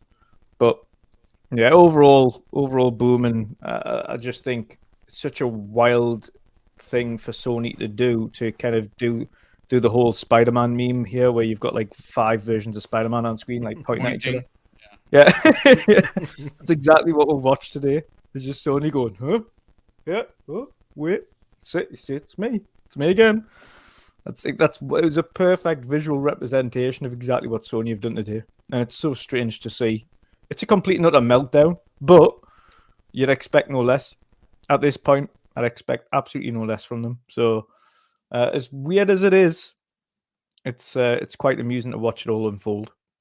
Yeah, no, I agree. I mean, to be honest with you, it's like watching the WWE. Like, it's one of their scripts. It's how ridiculous it is. It's just, I don't even know what to say. I mean, it's basically Jim Ryan as Roddy Piper. He's just going to throw salt in the eyes of Microsoft. It's hilarious. Crispy, let's get your opinion on this, brother, and then we'll get the mag. Obviously, the talk of the day has been the confirmation from Lulu Chang that Jim Ryan did, in fact, say that they don't want a deal. They just want to block the merger. This is what was revealed today via social media is I've never seen it done before like this. This is a $70 billion merger, and we all thought that there was some shenanigans. I would have never guessed it was this bonkers. Talk about it. You know what I saw when Lulu said what she said, and it was perfect. I mean, it was top notch. she is on point. Like, ladies and gentlemen, she's one of the smartest people in the room when you're looking at Twitter, because she calls out the BS and she loves doing it. But at the same time, I haven't seen it taken down yet. It's still there. Because it's the truth. She might have been, and I told Boom this. She might have been the person sitting there listening in through, a call or whatever with Jim and, the entire EU in Brussels. You know what I mean? You don't know. They do want a representative. I mean, that's only logical to have a representative from the other party in there. And maybe she jotted this one point down, but it's kind of damning. And it kind of goes off of what Jim has said before. We believe in generations, all these incredible things that, people will be like, the Series S is holding back the next generation. Well, why are all these games coming out for the PlayStation 4? I question that. I'm sorry. Is it that illogical to think about that? Why are we talking about one thing and the other when, a lot of Xbox games come on PC now, by the way, just letting you know, but PlayStation can't seem to handle that. They're mad about they don't have software capability. They don't understand how to use software to their advantage. For example, if a game comes out with parity, because apparently that's a big word now, because Microsoft's offering parity and they're still like, no, we're done, which is just, it's mind-blowing. You have to think in a logical thought process and say, dude, like, why are you constantly moving the goalposts? What are you doing? Are you like, you are so invested in this mentality that is, my plastic box is the most important box in the world, even though it's cell phones, let's be honest. Okay? And you're going to sit there and act like you don't do the same things you're calling out right now. And not only that, but the regulators have already stated that Microsoft has said this. And also Microsoft has not done this with Bethesda and this and that and all these other things. We've all seen this. Yeah, I see, like, the other day, an executive said this at one point. Well, yes, we want Xbox games to run better. I think every Xbox fan or person that has their primary platform on Xbox wants the games to run better. And sometimes we call them out for being too kumbaya and all that. But if you really look at it, what are they doing right now? They're saying, nah, bro. Like, we're on the righteous. We were hated in the early 2000s and the early 90s. Okay? We were hated because of the stupidity that we put on ourselves. And then I sit there and look at what Jim Ryan says, or what people allege Jim Ryan said. She didn't put it out there for no reason. That's going to be used at some point, by the way. So you really have to look at all this and say, who's lying here and who is being illogical and being not forthright, being unintelligent at times, just spewing stuff out of their mouths, not thinking about what they say. I mean, I don't know, man. Sony, you dig your own grave now. That's what I'm seeing. And I'll tell you right now, I'm with Boom. If this doesn't pass at this point, there's a problem. And it's in the governments. It ain't nothing else. And that's what's sad, because you know what? I could sit here as an American and say, yeah, I've said that a few times. Like, what's with this? What's the collusion? What's the lobbyists doing? All these type of things. So I want to see how the CMA in the UK or EC react to this, because you're talking about right now, you're relying on the US government, and these are two US companies. What are we doing here? when Sony is literally at this point the only one screaming at the top of their lungs. Yep. You know what you say? You're a bouncer. You say, it's time for you to go, bro. That's what I say. Yeah. No, I mean, listen, good stuff as always. Mag, you've been Yes, sir. You had a technical hiccup. I did.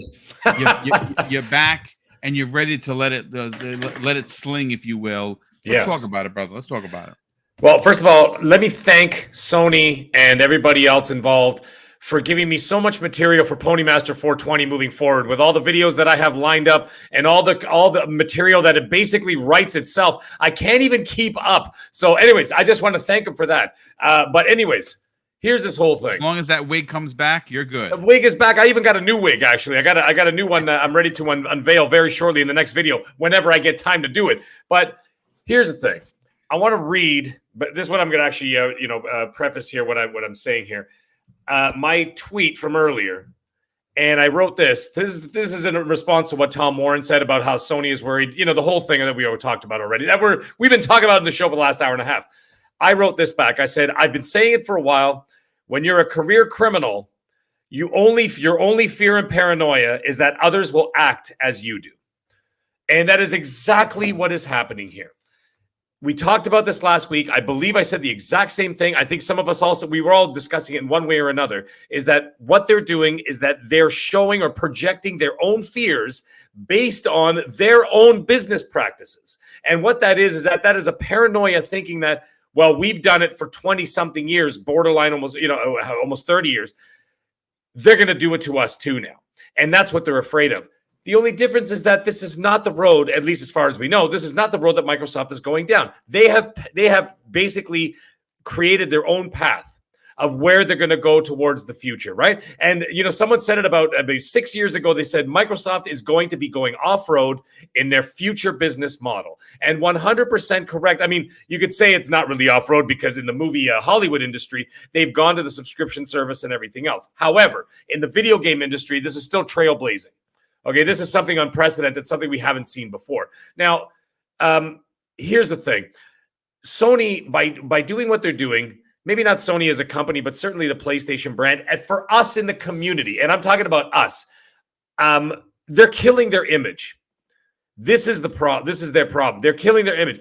In the grand scheme of things, I can't see it having any effect because for Sony, they could do wrong, as we've seen in the last couple of years. You guys remember right up to the 8 months before the PlayStation 5 release, up until the first year into the PlayStation 5? Disastrous.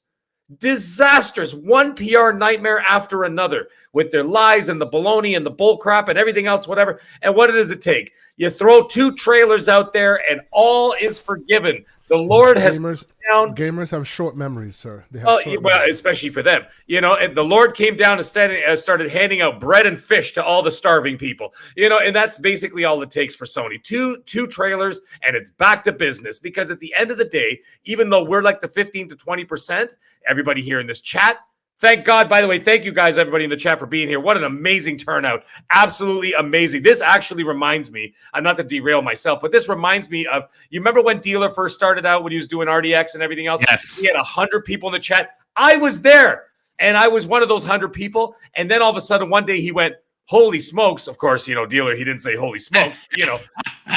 He said, we have 1,000 people in the chat. And I was like, holy crap, this guy went from, zero to hero in like no time. Look at us now. We're right there. But anyways, we are right there with the big ones. So anyway, the point is, getting back to business here, the normies, even though we're the 15 to 20%, the people in the chat, people in this panel, everything else, the normies don't know what's going on. They don't know what's going on with the CMA and everything else. They have no clue. Okay, all they know is that they see a trailer and they're ready to play the game or buy the game or whatever else.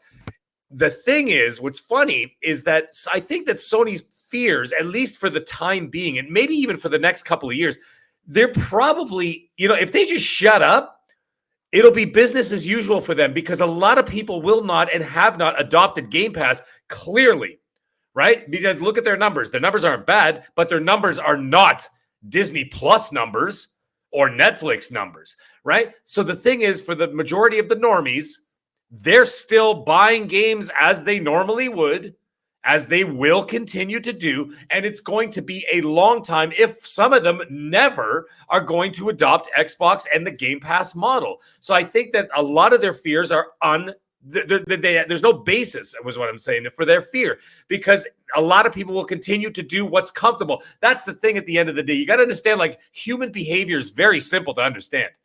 People love to do what's comfortable for them. They hate change.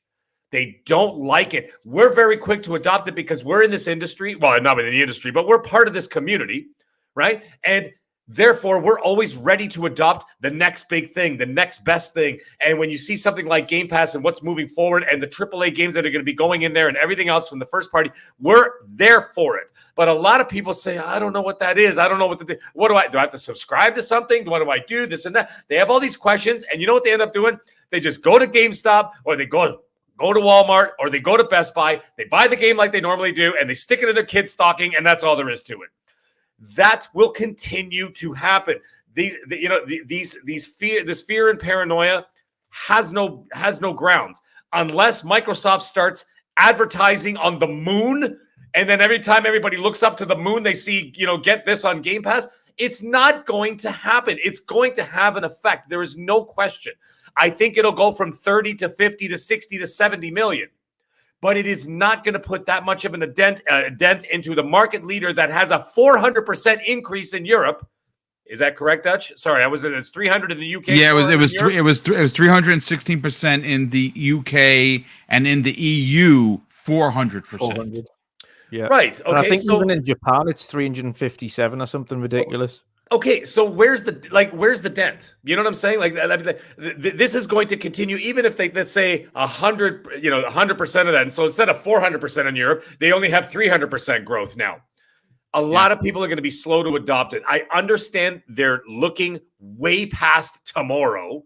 Okay, when these companies are talking, they're not talking about today. They're not talking about tomorrow. They're talking about 2035. That's how far in advance they're already looking for this, that, and the other thing for different reasons. Same thing with Hollywood. Disney could talk about Phase 5. They're already on Phase 9. Okay, They already got Phase 9 in the books. They just haven't done it yet. They just have to flesh it out, whatever. This is what they're doing, right? And that's how it works. So I understand in the long run they're fearful of what's going to happen next. But you know what? If Sony continues to do what they're doing, they're going to be just fine. Their problem is that they seem to be stepping in their own doo-doo all the time, and they're tripping over their own feet. They should just be quiet, continue forward, keep the deal. And you know what? The thing is, they have that momentum going forward, especially even with games like Call of Duty and stuff. You have such a large community. I don't expect, and I'm pretty sure none of you expect, do you think 100% of the PlayStation people are just going to go, all right, guys, pack it in. We're done. We're all going to Xbox. They're not going anywhere. No. They're not going anywhere. They're staying right where they are. And therefore, as that being the case, some people will come over, some normies will come over, but at the end of the day, Microsoft is going to be making a whole lot of bank, and they're going to be doing it. And I still think, no matter what, I hate to say it, and some people are going to be upset that I say it, I still think that at the end of the day, at least for the next 5 years, they're still going to play second fiddle to Sony. And that's just the way it's going to be. Now, the last thing I was going to Mag, let me ask a quick question on you, right? Yes. And to your point about them not going anywhere, don't you think it's more about, because we're what 2.5, almost 3 years into the generation? Am I wrong? Almost 3 years come November. Almost 3 years. Yeah. So isn't there a fear that right now, okay, that's fine, but you're going to have growing pains, and then eventually you're going to solidify, and then before long, Game Pass will be known as the box that as a subscription service that also has COD. Don't you think that will move the needle it's going to consoles? It's going to. That's what I was talking about for the future. I'm saying for the next 5 years, it's still going to be status quo. But during that time, it is not Microsoft's responsibility to do something about Sony's future. It is Sony's responsibility to look at the next 5. They go, we have a 5-year, but they should be sitting down in a boardroom. And they should be saying this for a reason. Exactly. They say, guys, we got a 5-year buffer here. Okay. We got a 5-year grace period to come up with something, because let's also face it, guys, Call of Duty may not be the king forever. Of course not. Absolutely. You know what I'm saying? They only became the king after Call of Duty. What was it? Modern Warfare, the Call of Duty 4. Okay. Before that, they were not anything. I mean, Halo was the big shooter, right, at that time. And, so let's, in 10 years from now, Call of Duty may be nothing. But still, the point is Sony needs to answer themselves. It's not our responsibility. It's not Microsoft's responsibility. It's no one else's. It's their own. And I think there is some thinking there, is because at the same time, if they're not developing 11 different live service games, they are already trying, because I think they've already known that they're going to lose this situation. All they're doing is delaying this in order to move along the development of those live service games to combat Call of Duty. Mark my words, this is all delay tactics specifically for that reason. And that's the only reason, because they know they can't stop it. At the end of the day, they have no legs to stand on, but they're delaying it specifically to get those live service games off the ground, hopefully to compete with Call of Duty. And then eventually they know in the next 5 years, let's say they have a banger, then they have something that could directly compete with Call of Duty. And if people swing over to the Xbox side, which they will, but they got something that'll keep people on PlayStation. So I think that this is all delay tactics specifically for that reason. And I mean, listen, great point. Great point from everybody. Again, one hell of a show so far. Listen, we normally run 2 hours. We have not hit the Starfield topic. We're not going to go ham in on it because obviously time. But I do want to catch up on the super chats, and I do want to get everyone's opinion about it, because like I said, I know there's going to be some people. I put out a tweet that ruffled some people's feathers. I used the word devastating. Listen, don't tell me how to feel. If I feel that the fact that it's that one of my most anticipated games, because it's a Han Solo simulator, that how I'm going to play it, that I'm pissed and I'm angry and I'm devastated that we're going to have to wait until September, then that's how I feel. Don't be a D-bag about it. All right. Say what you want to say. That's fine. But I'm allowed to be a fan. I understand I'm a podcaster, and I put out these what I think to be great content. But I'm also allowed to be a fan. And I'm sorry. I expected the game in the first 12 months of the 12 months that Microsoft said they were going to put this game out. Now, granted, I'm not angry. I'm not cursing Todd Howard and the team. Todd Howard knows what he's doing. He's an icon. He's an industry icon. Do what you have to do to get the game to be perfect when it releases. And I'm going to be playing it in September, and I'm going to be happy about it when I'm playing it. But I'm allowed, folks, to be a fan first. Again, I'm a gamer, yeah, podcaster, sure, but I'm allowed to be a fan. And it kind of annoys me when people kind of act out of turn. There's no reason to make fun of people because you are upset about something. It's okay. Everyone's going to be okay. Jay Rambert in the chat drops a $5 super chat and says, Jim Ryan is crazy for those comments. He should have signed the deal. I agree. God Emperor Sofa King, who's been a channel member for 2 months, says Jim and the executives at Sony are playing a dangerous game. If a deal is not signed and this deal goes through, they will lose everything. I mean, actually, Hargeet said that earlier. You know, what happens if this deal goes through without a Sony signed deal? Yikes. I don't know what happens. I mean, do they even get Call of Duty at that point? Do they have to get Call of Duty if they're not willing to sign a deal? The answer is no. They're not owed anything because of the market leader. You have to sign a deal like NVIDIA, like Nintendo. And if you are someone like Steam, like Gabe Newell, who told the regulators, listen, they're Microsoft. They always do what they say they're going to do. We don't need a contract. We don't have to sign a contract. That's pretty damning, considering that Steam is the biggest platform in gaming. Not PlayStation, not Xbox, not Nintendo. Those three platforms combined don't beat Steam. So if Steam doesn't need a contract, and they're like, no, we'll take it. You know, it's Steam. They're going to put it on our platform. We'll take it. Sony might find themselves in a bit of behind the 8 ball. Danny Passion Official drops an additional $2 super chat and says, Chani and I was about to clean my screen, but he had a bug. He said there was a bug on your screen, but it's the green screen. Yeah. And he also drops an additional $2 super chat and says, Sony is putting bugs on Hargeet's background. Tom from Toonami drops a $5 super chat and says, could you imagine the look on Sony's lawyers' I guess meant faces when those words came out of Jim Ryan's mouth? yeah, I don't know. I would be Now, like sidebar, here- shut here- up. You know, Here's something to consider. He said that at the EU hearings, and then the next day or next week, we heard the EU is leaning in Microsoft's favor. yeah.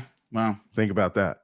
yeah. I mean, at that point, he Correlation, might have. causation, whatever, but Yeah, no, I something to agree. think about. I absolutely agree. Jonas the Dad, drops a $5 super chat and says, "Need Hogue Law to get a class action suit against PlayStation for keeping Spider-Man off of Xbox. Lulu equals Queen.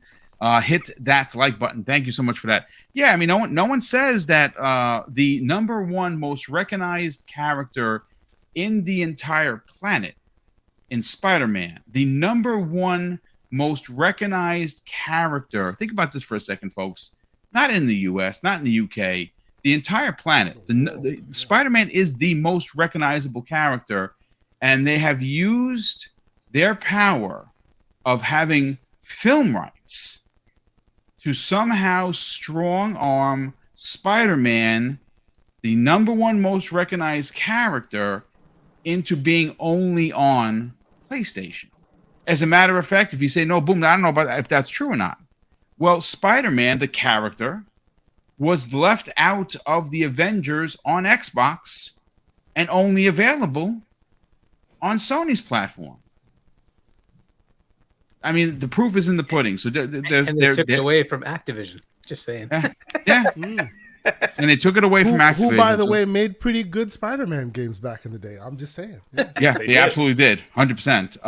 Let's see. Tom from Toonami drops a $5 super chat and says, Jin, Your Honor, I object. Judge, why? Jim, because it's devastating to my case. Judge overruled. Jim, good call. From Liar Liar, right? That's what it is. Yeah. Liar Liar. It's good stuff. Listen, let's get into the title, though, right? Liar, liar. Yeah, well, I could see someone actually superimposing his. Someone's gonna make a GIF. Somebody's got to do it. Someone's got to do a one GIF for man that. that could have done that movie, and yeah, It's Jim definitely it's not Jim Ryan. I heard but that movie was a biography about a certain gaming CEO. Well, maybe. Listen, Didn't know that. You thought it was a comedy. It was actually a biopic. Let's get into Starfield delay, and I'm going to go around the room and we'll get everyone's opinion. I'm going to start first with Mag. Mag, look, Yes. Again, for me personally, I'm bummed. I really am. I'm sorry. It's again. I get delays. I get it, Mag. Delays happen. Todd Howard wants to put out his masterpiece, his masterclass achievement in gaming. This is something he's been dreaming of doing for many, many years. I understand the importance of this. It is the first new IP from Bethesda in 25 years. So there is significant pressure on the studio, on him, on everyone at Bethesda to deliver. So of course I'm not angry. I'm disappointed. Sure, as a fan, I'm disappointed. I'm interested to get your opinion on this. Delay comes out. We had heard in the beginning of the year, and I don't remember who said September. I don't want to put that on anyone that and give them credit if they didn't say it. I could have sworn Jeff Grubb had said something about September, and people were like, "Jeff, you're an idiot," or whoever said it. They called names, and here we are. Whoever said it, and I really believe it was Jeff. It's September. Are you bummed like me? Or and I've seen some people say this. Well, you know what, Boom, honestly, I'm bummed, but there's so many games to play that it's fine. You know what? I don't have a problem with it because I actually had a pretty good idea that it was going to be in the fall anyway. And so that being the case, I wasn't bummed about it at all because I kind of knew it was just a matter of announcing it and getting justification for what I've been told. So I was just like, all right, you know what? That's fine. I could live with that. I'm still 3/4 through Hogwarts Legacy. I still got Resident Evil 4 coming out in a couple of weeks. We're going into Jedi Survivor. From Jedi Survivor, we're going into maybe Justice League. Maybe if it's not just a prettier version of Gotham Knights. We've also got Redfall coming out, and that's the thing. And that's the thing I've been screaming about it from the beginning. I'm like, guys, don't expect it in the spring. Stop. I know they said that they were. I was a marcher. I admit it. I embarrassingly enough, I admit it. It's okay, but I was telling I'm like, listen, guys, calm down with this. They're not going to drop it in the spring when they've got Redfall coming out. When? In the spring, or if you want to call it early summer, whatever, right? I'm like, they're not going to. Sony doesn't drop God of War and Spider-Man in the same month. You know what I'm saying? They give these games time to breathe. Redfall, obviously, they have a lot of faith in that. They're flying people out to LA to play it. Yep. I'll leave it at that. Good things, okay? Just good things. So the thing is, they're going to allow the game time to breathe. Okay, so you can't do that when you've got something as big as Starfield, which is basically like, in my opinion, the video game version of Avatar 2. Okay, like you've been waiting forever for it, and then when it finally comes, it's either going to deliver or it's going to dump. But let me tell you something. The same people who doubt Todd Howard are the same clowns who doubt James Cameron every time James Cameron releases a movie. Everybody's like, well, it's not going to make its profit back. It's not going to do this, that, and the other thing. And I'm like, guys, it's James Cameron. For 9 straight movies, everybody has said he's not going to make his money back, and he keeps breaking the record for the biggest movie of all time. How many basically times he prints money? James Cameron literally is a machine that prints money. Yes, yeah, and he's proven people wrong so many times. It's unbelievable. Todd Howard is the James Cameron of this business. It takes him forever to release a big game, but when he does, the game is hot. Okay, I mean, look at someone else in the super chat said it earlier, saying that they're still playing. I think it might be Splendiferous actually, saying that they're still playing Skyrim, for crying out loud. Okay, so and then the 26 iterations of Skyrim, but hey, it's still selling, and anyways, the point is, it's on refrigerators. Yeah, exactly. We never mind the game industry, never mind Microsoft, never mind Game Pass. We need time to breathe. Let us enjoy the games. Don't forget, even the Nintendo heads out there. There's going to be what's it called? Tears of the Kingdom coming out. Yeah. Okay, so you've got the Tears of the Kingdom coming out as well, guys. We don't have that much time in the day, in the week, in the month. I don't even care. Boom is retired and doesn't even have enough time to play all these games, for Christ's sake. So it's totally fine. And you know what the thing is? 16 looks great too, man. Well, there you go. Thank you very much. Yes, very, very good call. So now here's the last thing I'm going to say before I pass off the mic, because I have to go as well. But here's the thing. What does not bother me, but what upsets me a little bit, by putting Starfield in the fall, you can guarantee that everybody who's talking about Avowed and Senua's Saga, one of those is getting pushed, which I already said was going to happen, is going to get pushed to 2024, because they're not going to release 3 games in one fall season. That is lunacy. That's like having 3 aces up your sleeve and throwing all of them down in one hand. You're not going to do that. You're going to keep one for the next round and keep one for the next round. I could foresee them releasing 2 of them. So I say Avowed gets moved to 2024, absolutely guaranteed. And Senua's Saga will be somewhere around December. I don't think they care about the Game Awards, like making that deadline. I don't think Microsoft is worried about the Game Awards. I think they're worried about quality product and people subscribing to Game Pass. I don't think they're worried about what Jeff Keighley's talking about. So that's what I'm picturing. You get at September. That gives people 2 solid months to play this game. And then, of course, then it's going to live on in the PC world with the modders and everything else. And then we're going to have, Homer Simpson flying through outer space with all the PC mods and whatever. Fine, go ahead and do all that stuff. It's going to live forever in that realm. But give the gamers 2 months breathing space, maybe a little bit more. And then all of a sudden, in December, you drop Senua's Saga. And then that's the 1-2 punch for the fall. Yeah, okay, Sony's got Spider-Man, but as of now, we don't know if they got anything else lined up. So this would be the 1-2 punch that could knock them out for the fall. I'm not upset about it. I say stack that fall lineup just the way that I just said, and I'm happy with it. And until then, from now until September, we got a hell of a lot of games to play, a lot of big games to play, not even like little games. These are all AAA games that have all been pushed because of COVID. So let us enjoy these games for now and let them do their job and let them release their, the Avatar 2, right? That's what they got to do. Good stuff. Good stuff. Let's bring in Keisante on this. Keisante, I mean, listen, again, I might have an over-the-top view of being, disappointed or, quote unquote, devastated.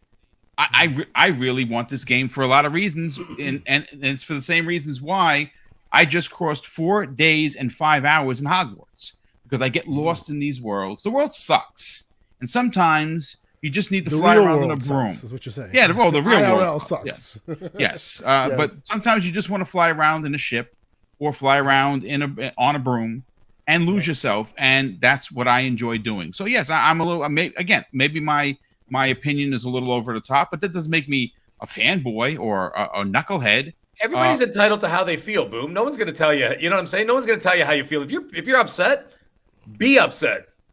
Right? It's totally fair. No, I listen. I'm not making excuses for it, but again? Mag brings up a lot of points. I mean, there's so many games, and there's going to be folks. I see. Look, that Xbox making an excuse. I'm not really making an excuse because I haven't finished some of the games from last year, and I'm having trouble finishing Dead Space and Hi-Fi Rush and Hogwarts because I'm trying to figure it all out. So if the game is delayed, all right, it sucks. I'm disappointed. But in truth, to Mag's point, there are a lot of games. Where do you fall on this? I'm actually smacking Everborn Saga on his back to finish the Ori and the Blind Forest and the Will of the Wisp. The backlog is deep, so I understand. But let's be clear here. Why you gotta shame me, sir? What does have nothing? Because you deserve to be shamed about Ori, Mr. Platformer Man. I have nothing to do with this. By the way, if y'all have not seen one of the I think it was Thursday or is it Friday, BoomStick show where Umbra like made. That was great. That was Tuesday. It was Tuesday's show. He imitated you. Into Umbra, but he's gonna be on Saturday. We're gonna have words. It was glorious, ladies and gentlemen. Glorious. Anyway, so how I feel about this. Okay.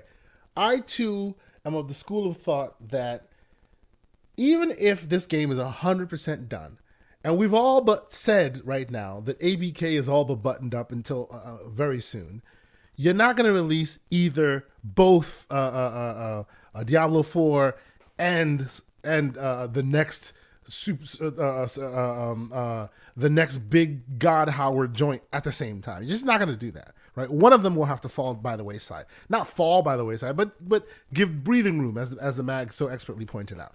So I suspected one would have to move, right? Personally, I was hoping it was Diablo that would move. Why? Because to me, Diablo is a Christmas, late fall, almost Halloween type situation. I would have appreciated it there. But I expected something to move, right? And that's basically what happened here, right? How I feel about it, I both feel exactly like Mag, but I also feel exactly like you do, Boom. They deserve some righteous smoke, right? Because, and for those who pay attention to my little show, yeah, the thumbnail's going to be a little saucy this week. Because it's consistency, people. I think it's not one game, right? Any game that needs to be delayed, that needs to be pushed out because they need more time, come on, let them push it out, let them delay it. Of course, yeah. You know, as we've all described, there's just so much to play. It's ridiculous. I literally like banged my head on the wall for like what was it, like 6 hours in the monumental game known as Wolong. I beat 2 bosses only to define myself that, nope, I am not playing this game anymore. My controllers are far more important to me. I'm going to break them into little pieces if I keep playing this game. But I beat both bosses in order to convince myself of it. And now I have other things I have to go play. So I say all that to say I completely understand the folks who say, oh, it's no big deal, you know, let them have their time. I kind of feel that way too. But I feel with you, Marchers, man. I'm down with you. When this whole thing came out, I put a poll up. You know, and I know I'm being tongue-in-cheek and all of that, but no, man, the excitement that you get from people like Pong Soul and Mav and Boom and a whole bunch of other community members is palatable, man. They were excited to play the game, and as early as this game was shown off, people started doing pejorative little back and forth like, oh, it's just No Man's Sky. Let me tell you this: outside of probably Halo, No Man's Sky is probably the game I've spent most time in ever, because I played a bunch of it and then it went to VR and I lost my life because you can immerse yourself in that world. I am super excited to see a game that has those elements put in AAA. I'm so there for it, right? 100%. I'm like over the moon. I can't wait for that game to come out. But I understand that, you know, you've heard me say this multiple times, consistency. I don't want them to blow their load, pause, and then 2024 is a drought, and then 2025, and then you got to wait for all of them to kind of get. No, You're not you allowed heard to me. pause yourself, sir. I had to. I do was it. on I'm mute. I sorry. said it. And I was just like, I was talking to myself. I'm sorry. I was gonna say it, but he said it. People in the for chat me. said, "Ew." I'm Everybody on this sorry. show is trained very well. Hey, it is what it is. You know, I want consistency. I want consistency, and that's actually the title of my show this weekend. Consistency. It's not just one game, right? My smoke for them is, why do you write verbal checks that your ass can't cash, Microsoft? Why So do your you put issue these is things with out there? marketing and not actually the game developer. Sure, exactly. It's about messaging. It's about messaging, because you didn't have to put yourself in this position. Yeah. You didn't have to, you didn't have to clutch defeat from the jaws of victory. Everybody's talking about all these great things that are happening. We are inundated with amazing games. Last year alone, Game Pass gave us $7,000 worth of games. We're about to blow that out the frame. We're only 6 months in.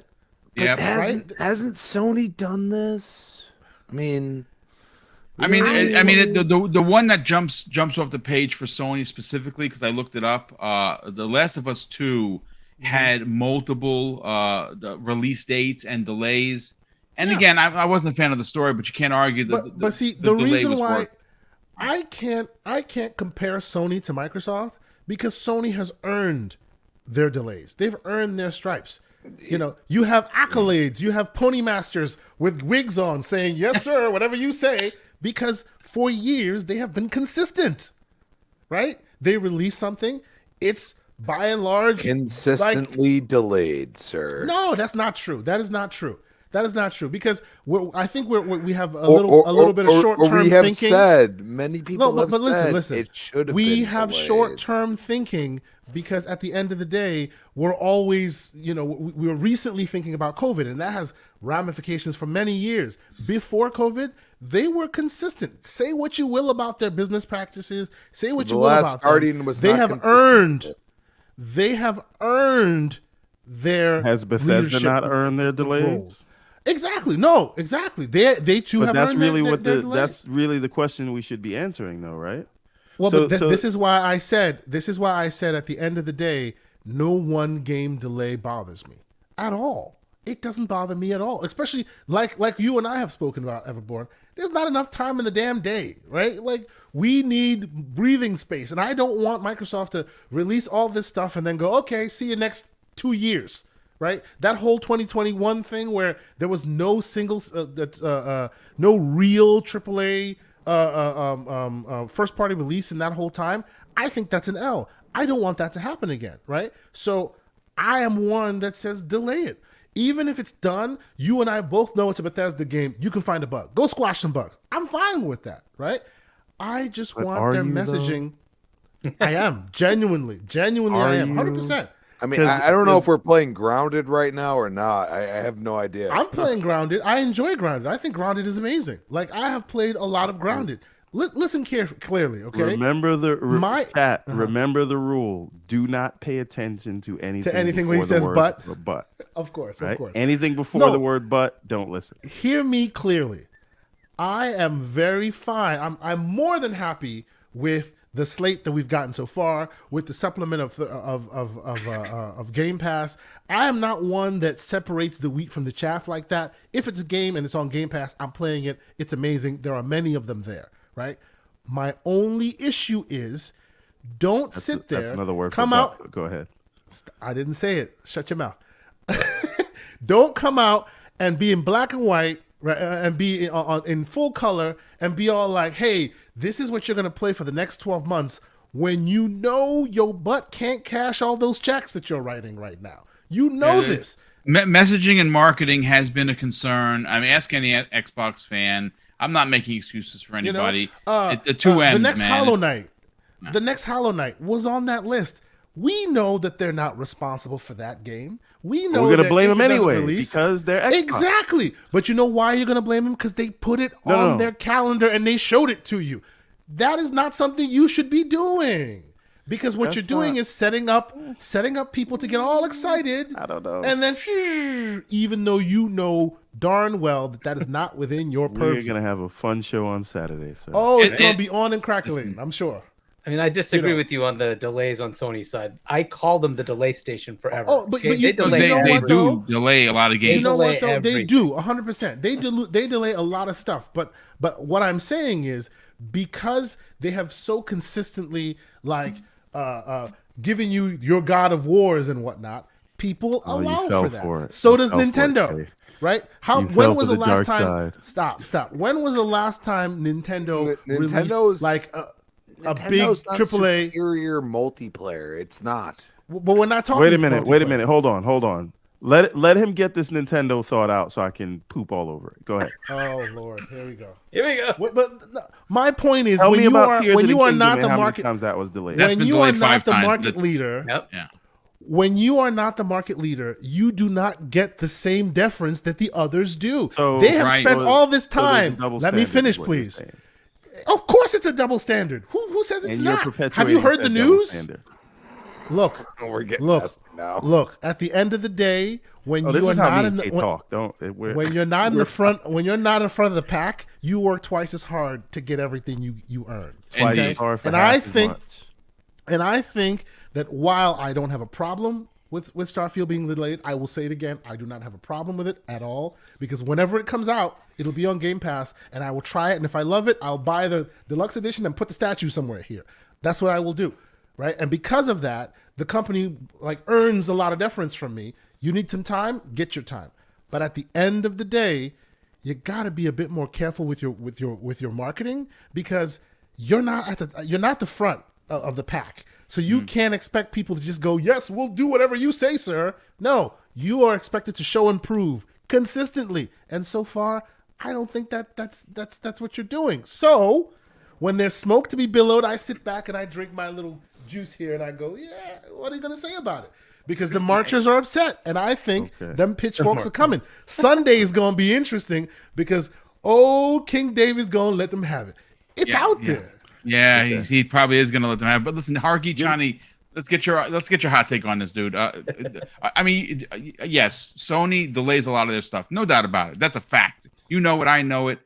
But That's fine. again, for me, one of my most anticipated games for a lot of reasons. I mean, look, there's someone. TKA Blam did a poll the other day talking about Starfield.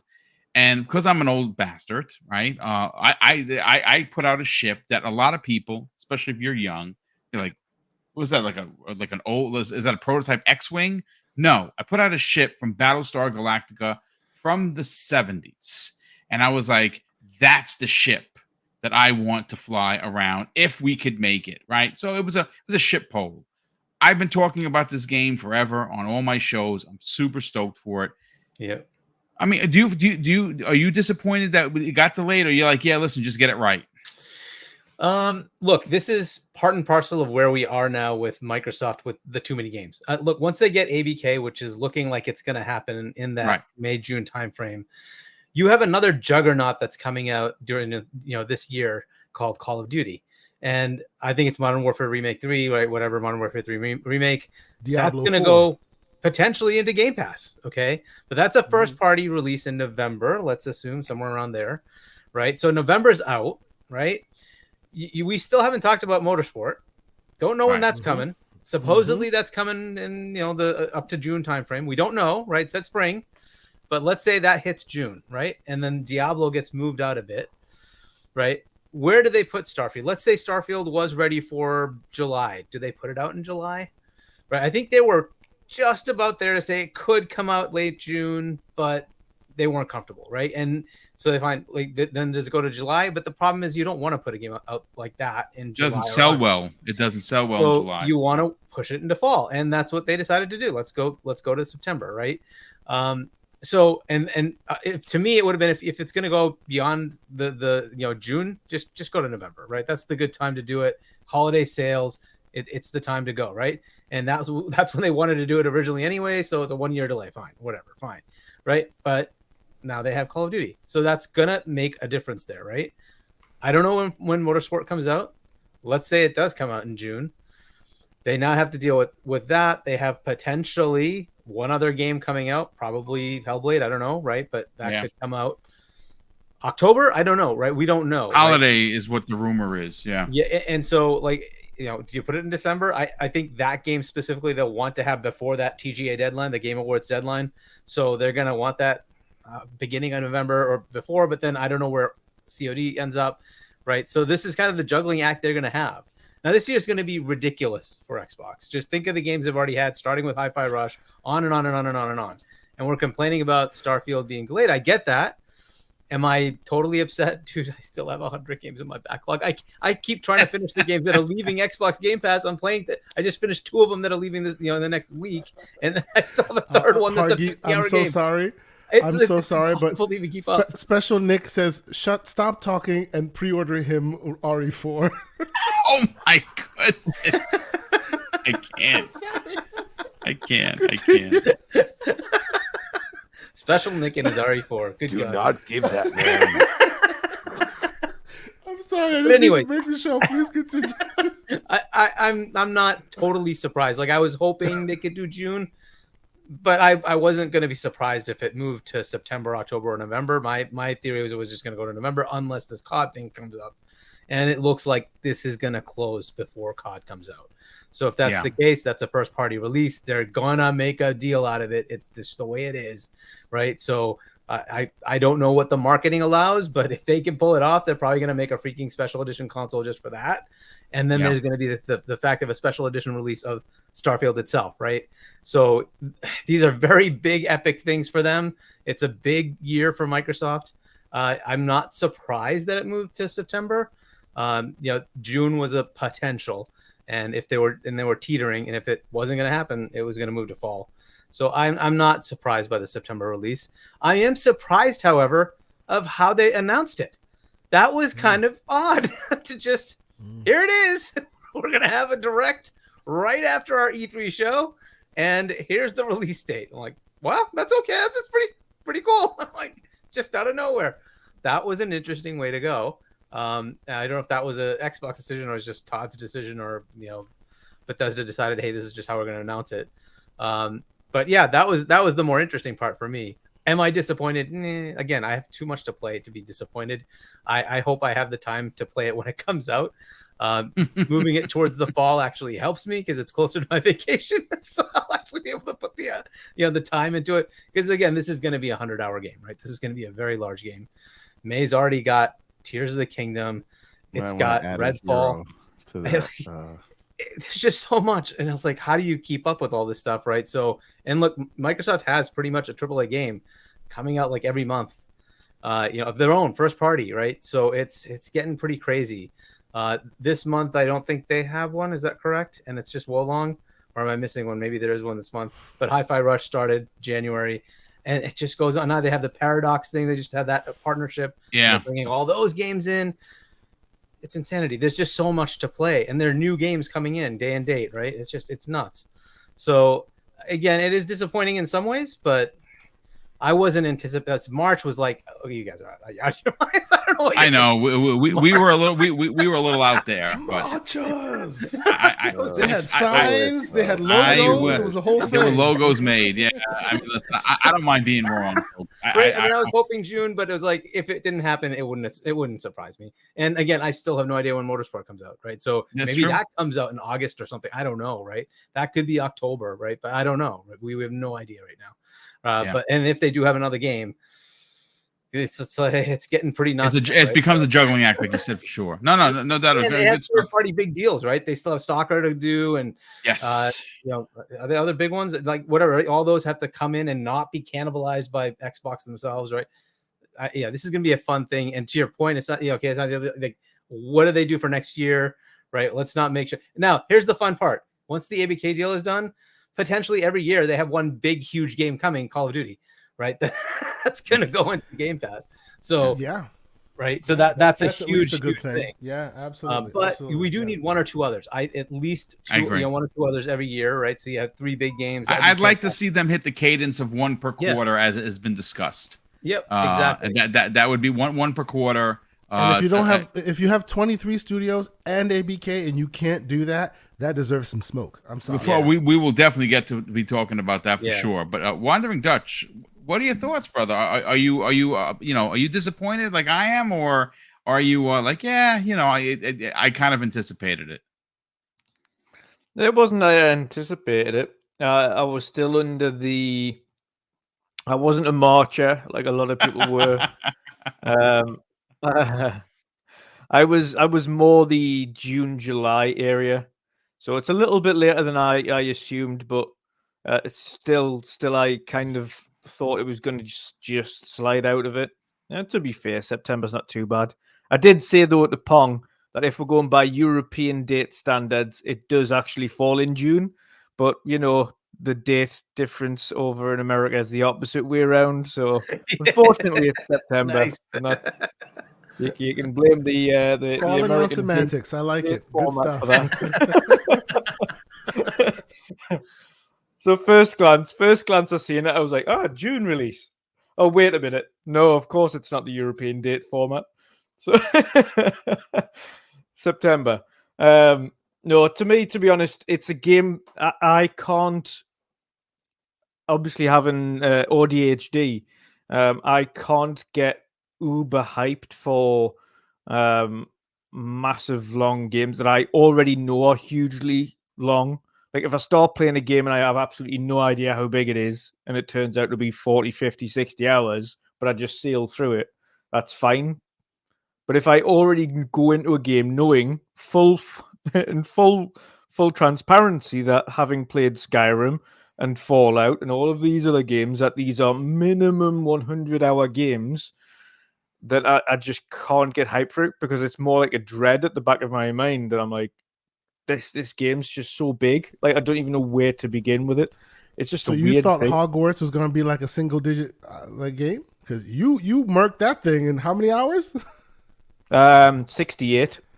Nice. 68. Okay. But I also thought Hogwarts was going to be like 30, 35 hours. I didn't think it was going to be 68 hours. I was like, whoa, this is much bigger than I thought. But thankfully it got us right into it. But having that mentality that immediately that, God, this is a big game. Like I don't get uber hyped for it. I'm just like, when it comes round, I'll tackle it. But up until that point, like I'm not really too fussed. I'll get hyped for it when it arrives. But saying that, I think everyone's opinion matters. I can understand people who are ultra upset for it because it's a game they've been waiting for a long time, and it's Skyrim in space. So of course people are going to be super hyped for it. So I appreciate people that are upset that it has moved from kind of the first opening window. We were saying in the green room before the show, I think if this was any other year and there wasn't already a huge cadence of amazing games dropping over the next few months, specifically in the first half of this year and kind of just overlapping in the second half, if there wasn't already an absolute tirade of games coming across every platform, then I'd be much more concerned. Again, this is why we had such concern last year when everything got shifted, because nothing was coming out. We had 0 games on Xbox, and then it fell to the very last month of the year until we got the likes of Callisto and High on Life. to kind of keep us occupied. But if that wasn't there, we had nothing. And of course, thankfully, I've got PlayStation as well, so I had God of War to play. Yeah. But without those, there was next to nothing last year. It was pretty dire. So I can understand more so last year as to why people were super upset about Starfield's delay. But for this time around, I think the upset is mainly because, of course, Xbox's original kind of targeted within 12 months. But I had been saying it myself, like, as soon as they mentioned that, the little poster underneath simply stating targeting the next 12 months. Yep. Not guaranteeing, targeting the next 12 months. And I think a lot of people kind of, as soon as we saw that they weren't part of that developer direct the other month, that it could be getting pushed out a little bit further. And of course it is. What is going to be fun though, what has come as a positive on the back of it, though, is that we've now got the confirmed dates of the Xbox Showcase on June 11th. Yep. Directly followed by the Starfield Direct, which is following that showcase. So we know that there isn't going to be Starfield at the Xbox Showcase because there will be a Starfield Showcase straight after it, which means it's they going officially said that. Yeah, they did. That's confirmed. Yep. Yeah. Yep, it is. I didn't confirmed catch that. I learned something. Yeah, new. there's a tweet that's out there. I'll drop it into the DM. They specifically said directly after the Xbox Showcase, they will have their direct for Starfield. Yep, Sunday the 11th. You know what that means, right? Boom. Means we're gonna have to run like hell. Run real hell. Go home and go watch that right after E3, baby. Yeah. Matter of fact, I did the same exact thing with King David, and I did that same thing with King David in 2019. We literally left an event and sped in his hoop to the Bethesda event, which was amazing. Yeah. So you don't think they would coordinate it at the same thing? What was that? Sorry. You don't think they would coordinate them at the same time? They're probably. I mean, it's both Microsoft, right? So I'm just. Oh no, they're not. They've said specifically it's the Starfield show is after the Xbox show. It's after, right. Yeah. But I would expect it to just be on the same. Like they'll do their fan fest thing, right? That's probably where they're going to do their showcase. And then that's a good question because when I went when terms of what we know the Starfield show though is pre-recorded. The Starfield shows what they did for the developer direct. It's a pre-recorded show. So yeah, and so the Xbox show is going to be at Xbox Theater, which will be live. Yeah. Yep. And then maybe you have like a little bit of a gap, and then you just watch it right afterwards. You know, I'm hoping that's what they do. Like just play. Me too. Right Yeah, I hate to have to. I'd be in the I think, to be honest, it would also potentially make a little bit of sense if they did the Xbox showcase and then at the very end of that showcase went and welcome to the Starfield Direct, and then just made that showcase like that, on the big screen at the theater. Or they might need to have a little bit of time in between. I'm just thinking of like bio breaks, like if it's a 90-minute show or something like that. You need to let exactly. Good. Like I say, the good news that comes out the back of it though is that of course today we did get the confirmation of the date of two showcases.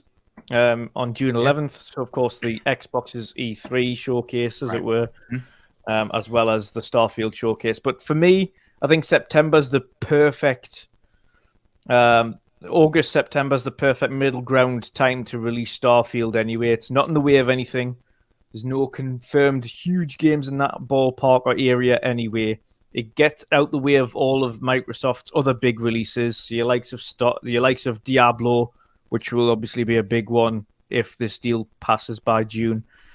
Your likes of Redfall, your likes of Minecraft Legends, your likes of potentially Forza, which might still make it into the August, kind of July, August area, if not by June, when the showcase kind of airs.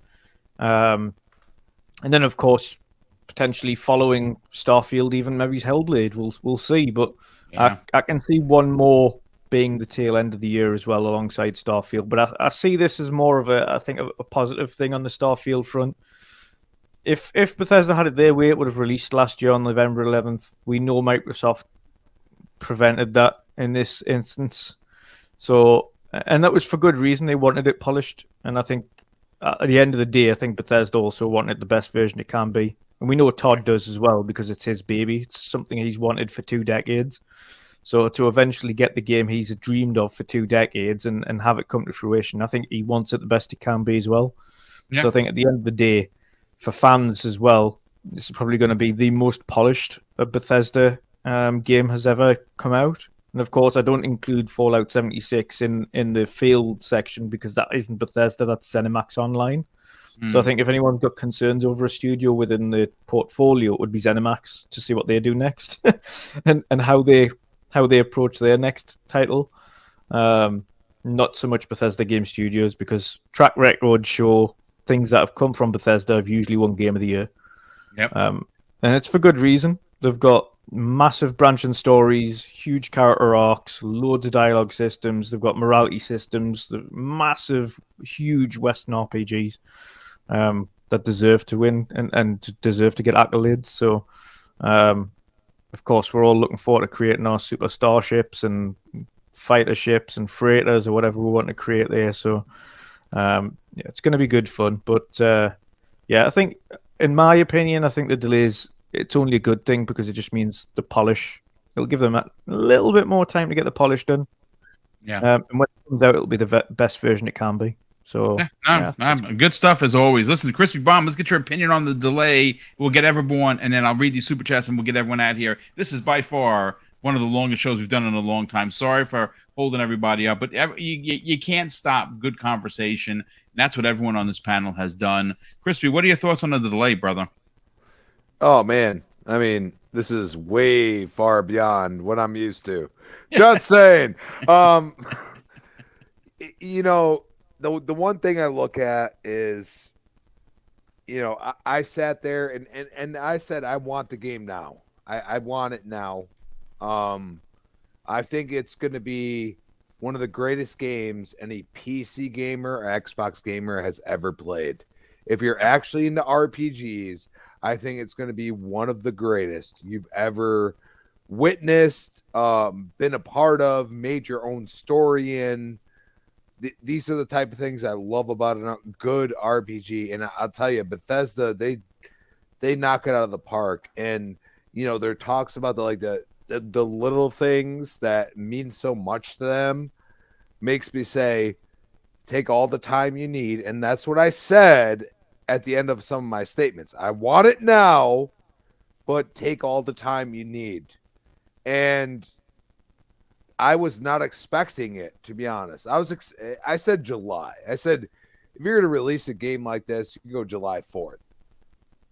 You know, because you look at it, everybody's like, oh, everybody's watching fireworks. I'm like, no.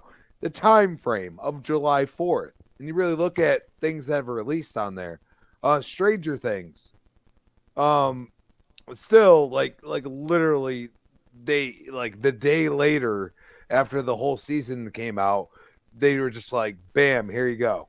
And this was only like the last 3 episodes that came out then, by the way. So I look at that and I say, well, we're talking about space exploration. Why not do that? It made total sense to me. I was wrong. I'll take the L, complete L.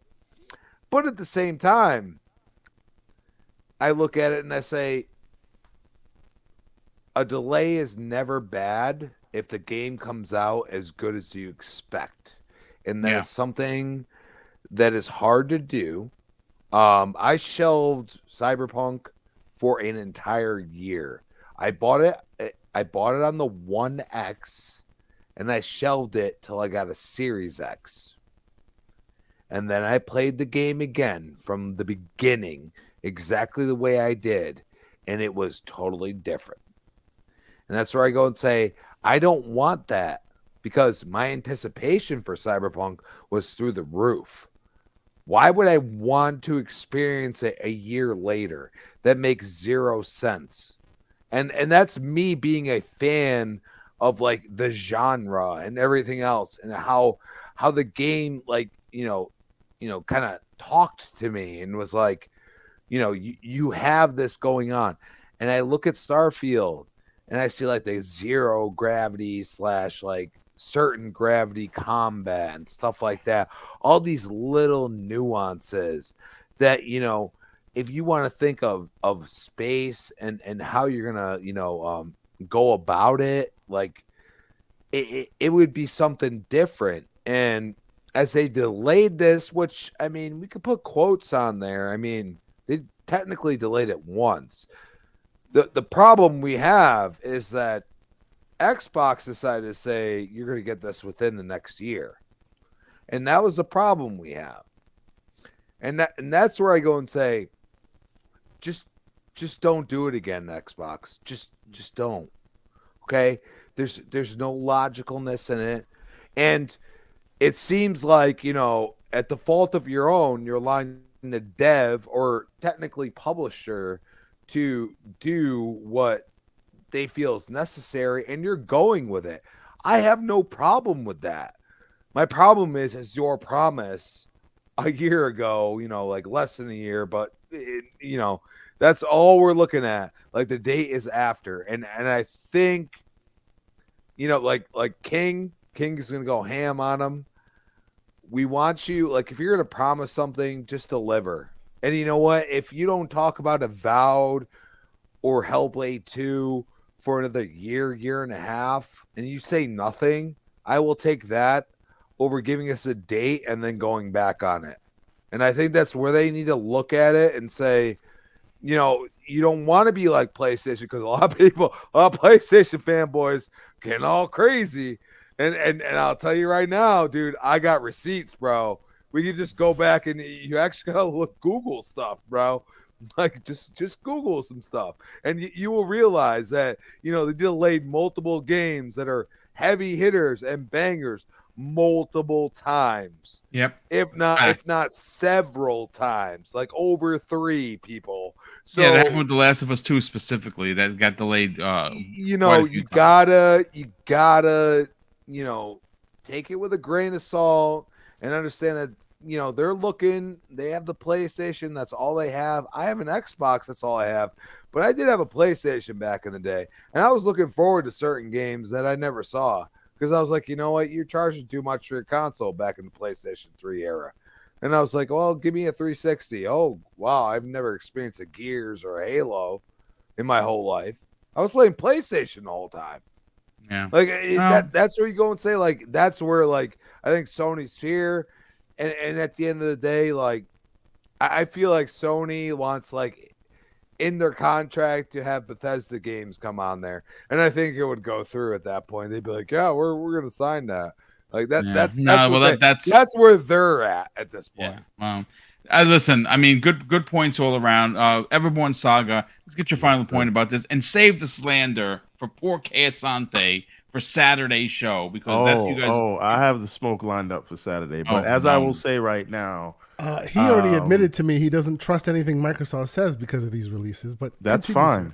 Nothing to do with this game, though, right? Like, so many people.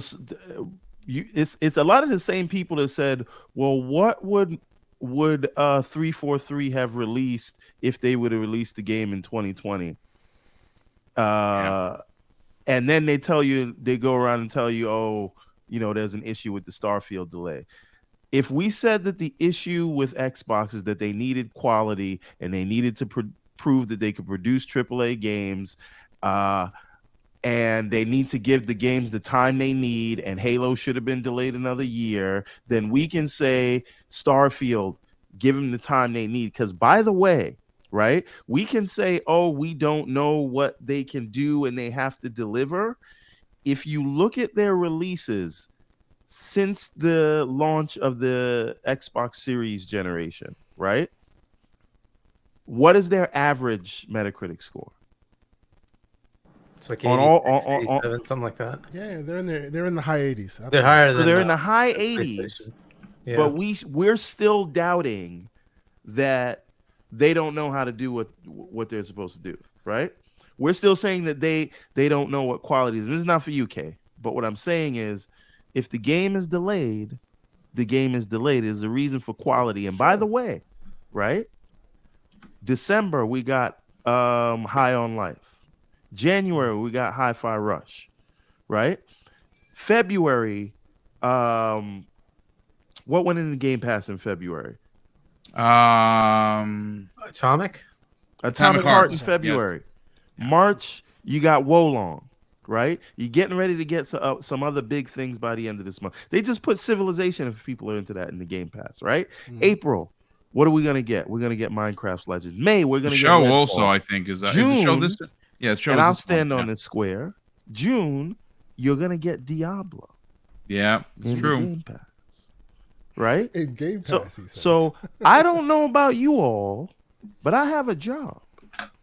Right? And if you expect me to play Diablo and Starfield right after I'm probably still playing Redfall, I'm sorry. Right? Yeah. Shoot, let's be real. We're probably still playing Hogwarts by then. I got kids to take care of. I got a job to work on. I got a business to run. I got a wife to satisfy. Right? There's only so many hours in the day. Hey, man. So if they gotta move it to this is before we get to Zelda. Yeah. This is before we get to Final Fantasy VII. I'm just saying, if you Or only have an 16 for that Xbox. matter. So again, I would have told you if the Activision deal closes, and I've been saying this for weeks, they need to move Starfield because you don't want to drop it on the head of another soon-to-be first-party game. So again, and we all said The tinfoil that hat was limiting right. themselves to 12 months was a terrible idea. We all said it Yes. at the time in real time. Yep. They better never do that again. I just don't. I am not paying attention to any slander on the Starfield move date. It got delayed 3 months. You know what I say to that? So what? Yeah. You're gonna play it in September. Squash a bug. And you're It's gonna fine. like it. It's fine. Yeah. Well, listen. And that's what I'll go out on. Okay, I mean, and it's a fair point. It is definitely a fair point. Listen, let me catch up on the few super chats that popped in. Splendiferous, who has a real issue with Mag following around. He drops a $5 super chat and says, "I tried, but the guy on the bottom of your screen won't let his camera off. For me, for the love of gamers, he follows me around and scares me at every show." Of course, he's talking about. He's talking about poor Mag. Raw Rebel drops a $2 super chat and says, "Don't forget, Forza is announced for this year also." We also have G Mania 1 drops a $5 super chat and says, "They should release Starfield the same day the Activision deal closed just to rub it into Sony." I love that. Oh, by the way, one other point that I wanted to make that I forgot about. Yeah. With this news now, I don't think Hellblade's coming this year. I think that's 2024. Oh, now you Oh, just wounded no, Dutch. Don't just- say that just- now. I'm saying it. Don't say I'm that saying it. now. I said it. I don't think All we're right, getting it this year. it's The fine. Wandering Dutch is coming for Avowed you. and Hellblade 2 are next year. March of next year. See the March head? will See come the back head? again. Nope. Nope. I hope Brett I'm Bingham. wrong. You got to stand up to yourself. I hope I'm wrong, but I don't think it's coming this year.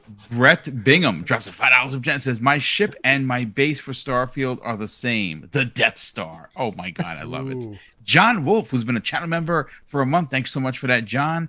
He says, "I'm with Asante. Xbox has to work harder because they are the ones with the first party stigma. Not fair, not right. It doesn't matter. It's true." We also have Rich Mahar, who's been a channel member than anybody else in the industry, but yes. for 6 months. Wow, dude. He drops a $30 super chat. Oh my God, dude. Thank you so much for the generosity. He says, "Boom." He goes, "I'm going to get you a guest appearance on Colt Show. If you want more than 12K, do more of them. I asked a question and you gave a great answer. So to me, a non-voice protagonist ruined every game for me, which is why I'm not hyped." Yeah, I guess. I mean, a lot of people are like really Looking for funny that about that. cinematic Like a lot of thing. people like really like that Dead Space now has a voice protagonist. I kind of like it. I like Isaac having a conversation. But I mean, you know, it is what it is. And Rich Mahar drops an additional $6 super chat and says, "So how does the panel feel about a non-voice protagonist? That's why I'm not hyped for Starfield." I mean, I get a lot. Again, it's kind of like a 50-50 split. I'm okay with an RPG that big because I'm going to be voicing my own head, my own Han Solo, comments when I'm shooting people and bringing in bounties. Bunty's been a channel member for 1 year, says $2 super chat. "Wow, Boom, you still on at this record?" It's I'm dying here. I'm dying in this chair. I know everyone here is dying. Let's get everyone out of here. Let's do the outros. Kay Asante, sell your brand, brother. Tell everyone what you're going to be doing on Saturday. It's going to be a big show. Yeah, it was going to be a big show, and now it's even a bigger show. And before we go, Risky for the Biscuit just dropped an $8 Australian dollar super chat in there. If you want to read it. Oh yeah, Let's of see. course. Let me see where that is. Hold on just a sec. Where are you? Risky for the Biscuit. Thanks for being here, brother. Here he is. He drops an $8 super chat and says, "It's simple. We don't accept BS from PlayStation. 2 delays is BS. Call it out. If you are doing one and not the other, it's disingenuous with your Boom."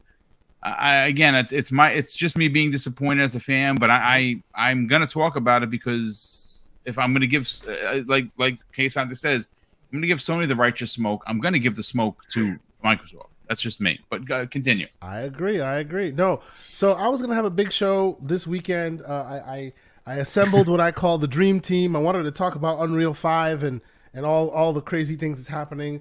We have 3-bit potentially coming in. We have Infinite Umbra, great member of the community. Hopefully he will sing for us on the show. And the OG Pixel Bit will be there as well. And of course, Mr. Everborn Saga. We wanted to talk about Unreal. And then of course, all this stuff happened. And all this information dropped. So obviously we will get their takes on that as well. Gaming Circle podcast this weekend, 10 a.m. Eastern Standard Time. If you follow me, you'll know when it's about to go live. And you'll be able to catch all the PG-13 slander on a Saturday morning. That is TKO Asante on PlayStation, Xbox, all those places, and Twitter, if it still works. Because, these days it's always a crapshoot.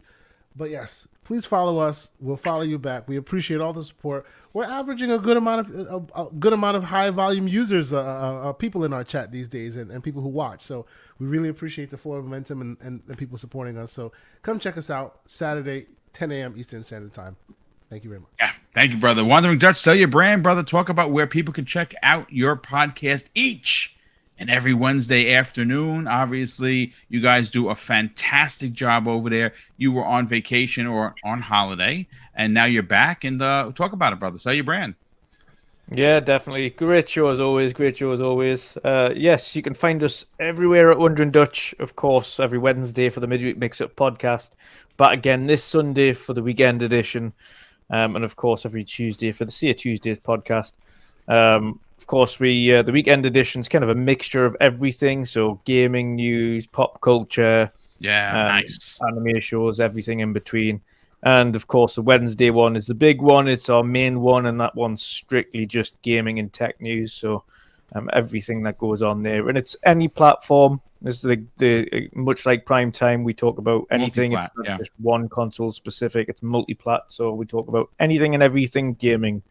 So it's always a good time. But yeah, that's 7 p.m.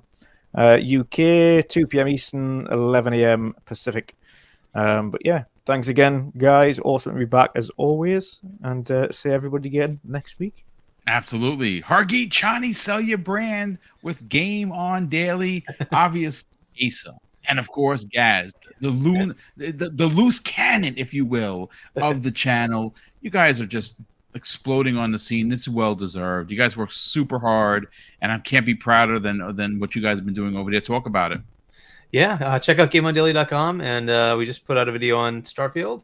Check it out, youtube.com/GameOnDaily. Who did the video? Was it Gaz? I believe it was Gaz, yes. Oh, I can't wait to watch it. Oh, my God. Yeah, and, I'm here on Primetime Gaming, 7 p.m. Eastern Time on Wednesdays. And I've been in RDX for the last, I don't know how many weeks in a row. 8 weeks running, I think. So I'll just assume that I'll be on there Tuesdays, 8 p.m. Eastern Time as well. And man, has this been a great time for gaming, for Xbox side especially. All the stuff coming into Game Pass. Season 3 of Halo Infinite just dropped. Oh, dude, it's so freaking good. Has anyone played on Oasis? Not yet. Haven't played any of that. I'm looking forward to it. People are playing right now in the community, so I'm going to probably just jump in, see what it's like. I've been trying to finish games that are leaving Game Pass. Hogwarts, so good, and I haven't been able to play that. And nothing. Wolong dropped in, and I'm trying to play. There's so much going on. It's so good. Too much. Too many games. And then EU and then CMA look to be passing the ABK deal. Like things are just looking great so far. The year so far for Xbox has been way better than last year, which was all meh. Right. So looking good so far this year. Looks like Sony's going to be dropping a big showcase right before E3. Right. Yep. And rumors are it's going to be a lot of cool announcements. It's going to be the year of dreams. Back and forth, 100%. Yeah, no. So Sony's show, makes no mistake, it is going to be the year of dreams part 2. Yeah, I'm expecting every bell and whistle. They haven't had a show in 2 years. Everything you could possibly imagine, and maybe even you don't imagine, is going to be there. They're going to. They're going to roll out all the stops for sure. And looking forward to it. I can't wait to check it out. And Everborn Saga, say your brand, brother. Talk about the Everborn Saga, and more importantly, where can people reach out to you and potentially have some slander sent their way? All right. So the answer to all those questions is Everborn Saga. You go into your favorite social media network or your favorite gaming ecosystem and just type Everborn Saga, and I will show up. Also, if you go in your bathroom right now and say Everborn Saga 3 times, I will be there behind you. But the most important place to go is everbornsaga.com, where you can get the beautiful books that we produce. We have an amazing sale going on right now, so a lot of people in the chat have gotten their hands on this. But if you have not, it is only while supplies last. You can get all of our books. That is 4 books, 6 chapters, 300 pages of full color art comics for only $50, and they all come signed when you order from everbornsaga.com. If you're outside of the States, you can get it from Prime, but then it won't come signed, and then the sale. You want that signature when he blows up. You want to be like, I have that man's signature. Right. So go to everbornsaga.com, and I am happy to report we finally got a new animator on the games project, and so cool, dude. Things are moving along again. And what else? I think that's it. Whatever. Everborn Saga everywhere. Go to everbornsaga.com. Check out the books. You will not be disappointed. And we only have 15 pages left in chapter 2 of Ariel's Adventures. I know a lot of people are waiting on that. Nice. So we are nearing release time. We're going to be announcing a new Kickstarter for that once it's done, because we only do Kickstarters after we complete the book, so that you guys don't have to worry. There's no risk on your end when you support the Kickstarter. But we're going to have some special goodies for everyone that is going to be interested in that. But we will announce that when the book is done. So yeah, well, looking forward to that. Definitely looking forward to see what you guys do, especially in the game. Side scrolling, beating up, so that for me that's very exciting. But ladies and gentlemen, once again, thank you so much for staying. And again, I offer one more. Okay, hold on. Very last one at the bottom of the Vanessa Ria, who's been a channel member for over a year. Wow, thank you so much for that. She goes on to say, great show. Almost never get to listen live in real time. Everyone here is awesome, and thank you for everyone in the chat and watching later for supporting, making this a great community to be a part of. Thank you so much for being a part of the community. Thank you for being here. Thank you for being as generous as you are and supporting the channel for as long as you have. Look, ladies and gentlemen, this has been an epic show. We broke the record. I think we topped out at 947. I have to get the exact numbers once YouTube puts it up, but almost 950 people in a show that at some points, guys, we were struggling to get 100 people here, and this is crazy. And that's thanks to the chat. I just looked at the stats. 18% of people that tuned in tonight are not subbed. Those 18%, no doubt about it, could easily help us get past 12K. If you're not subscribed, please consider subscribing. 12K is going to be a big number for us. It's going to be the first big milestone in 2023. And if you can help us get there, we'd greatly appreciate it. And, of course, I'm going to close out the show with something that's important to me, folks. Hopefully one day it'll be important to you. And that's something that my dad taught us when we were kids. And he would say, Craig, treat others how you want to be treated. And also, it doesn't cost anything to be nice. You live by those rules, son. I can guarantee you're going to have an awesome day. So take care, everyone. And we'll see you next week on the newest episode of Primetime Gaming with Mr. BoomStick and Friends.